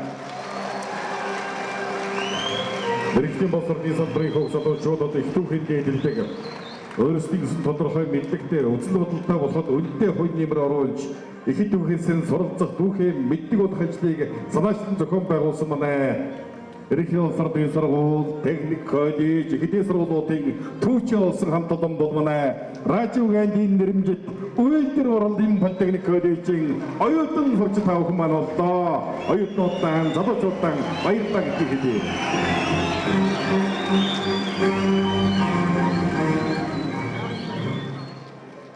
За энэ танхимд орон зөөлсөн та бүхэндээ энэ өдрийн мэндийг хүргье. Бидний урилгыг хүлээж авч хүндэтгэн ирсэн зочид төлөөлөгч нартаа Эрдэмтэн мэргэд багш, сургамжуулагч, оюутан суралцагчдаа хөл их баярлалаа. Оросын нэр дэвтэнтэн яруу найрагч Аз угсаатан судлаач Лев Гумилев хэлсэн байт юм байна лээ. Монголчуудыг би өмөрөхгүй. Монголчууд тийм өмөрөхөөр түүхтэй тийм жижиг үндэстэн биш ээ. Тэгэхээр өнөөдөр энэ Үлзий Баатаргойг урьж оролцуулж лекц уншлаа. Монголчууд Монгол хүн өөрийгөө олж таних. Монгол хүн өөрөөрөө бахархгүй байхын аргагүй юм сайхан лекц боллоо гэж бодож байна. Өнөөдөр Монгол хүн Монгол өөрөөрөө бахархал бол бидний дэргэд байна. Ойрхон байна. Өнөөдөр бид нар цахим түүхийг бүхэн л одоо мэддэг байсан. Тэгээ Үлзий Баатаргойд төрийн сойрхол төрийн тэргүүн хүртээхэд бодож исэн. За ихэнх нь сонсгол байсан. За яагаад Үлзий Баатаргойд төрийн сойрхол хүртээч вэ?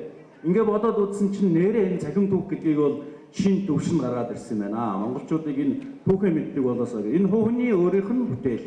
Энэ яхахгүй хөдөлмөр.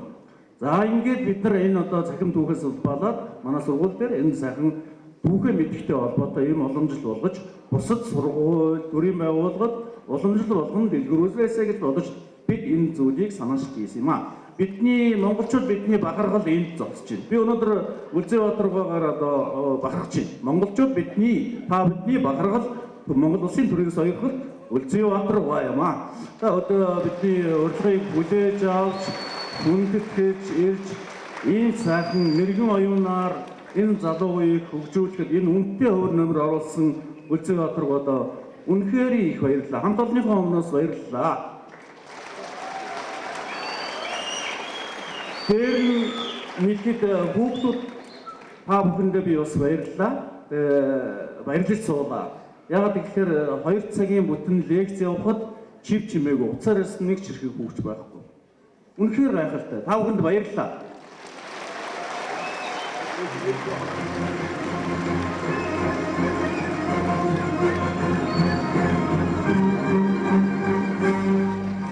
За та бүхэнд ч гэсэн их баярлалаа.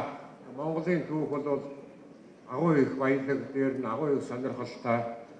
Тэгээ би тэрний нэгэхийн хэсгээ та бүхэнд бас чадан ядан ойлгуулахыг хичээлээ. Тэгээ миний энэ лекцийг хичээнгүйлэн сонссон, анхаарал тавьсан та бүхэндээ бас маш их баярлалаа. Тэгээ бидний одоо хамгийн эрхэмлэж явах хамгийн үнэт зүйл маань бол тусгаар тогтнол юм аа гэж би ярьсан. Тэгээ энэ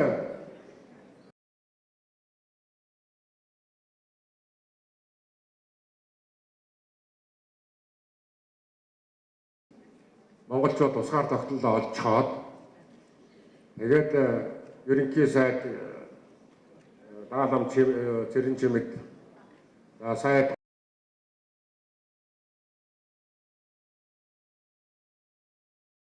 өдрийг хүндэтгэн тэмдэглэж байя гэж ингээ хүссэн. Түүнийг нь ёсоор болгосон богд хааны зарлиг байгаа юм. Тэгэхээр энэ зарлагийн одоо их хуулбар хувийг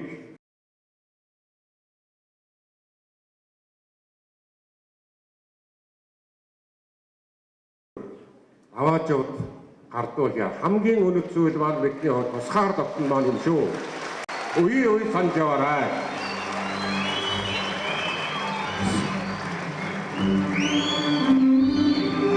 Өхөн тэнгэрийн орныг эзэгнийхэн төрлөө бид.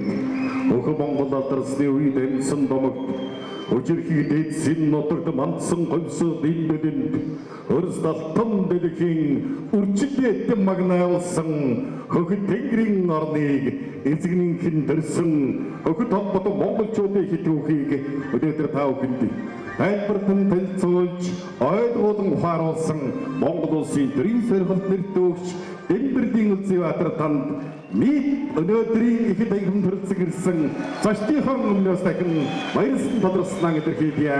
Хамтдаа Үндэсний урлагийн театрын гоцол дуучин Монгол улсын соёлын тэргүүний ажилтан авиасны монголчууд наадмын шилдэг оролцогч Баяр Магнаагийн дуулсан би Монгол хүн дуугаар өнөөдрийн уулзалтын ажиллагааг өндөрлцгөөе.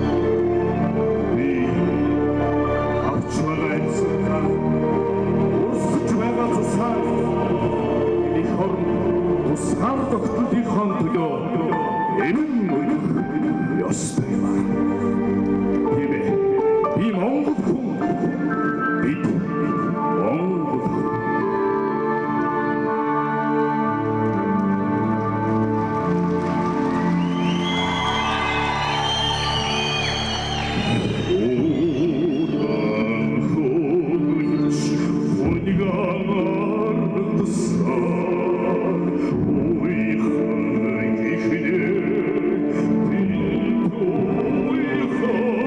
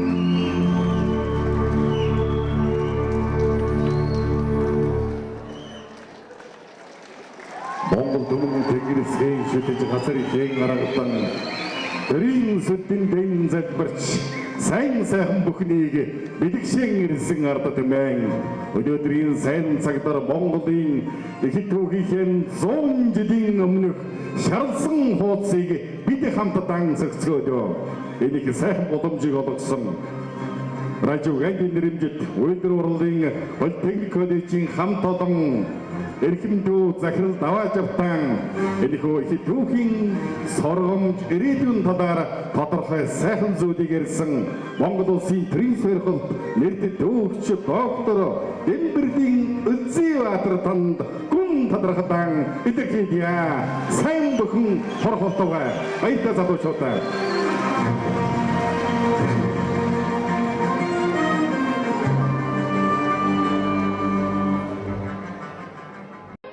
Хөдөлмөр нийгмийн хамгааллын яамны харьяа радио гэнгийн нэрмжит үйлдвэр урлын политехник коллежоос багш аяллуудаа зориулсан зохион байгуулж байгаа Монгол улсын тэрийн сэрхэл түүхийн ухааны доктор Дэмбэргийн Үлзийбаатарын түүхийн сургамж ирээдүй сэдвээр лекц ярилцлага 2018 оны 2 дугаар сарын 27 оны 15 цагт Монголын улирчны эвлийн соёлын төв ордонд болов. Санаачлан зохион байгуулагч хөдөлмөр нийгмийн хамгааллын яамны харьяа радио гэнгийн нэрмжит үйлдвэр урлын политехник коллеж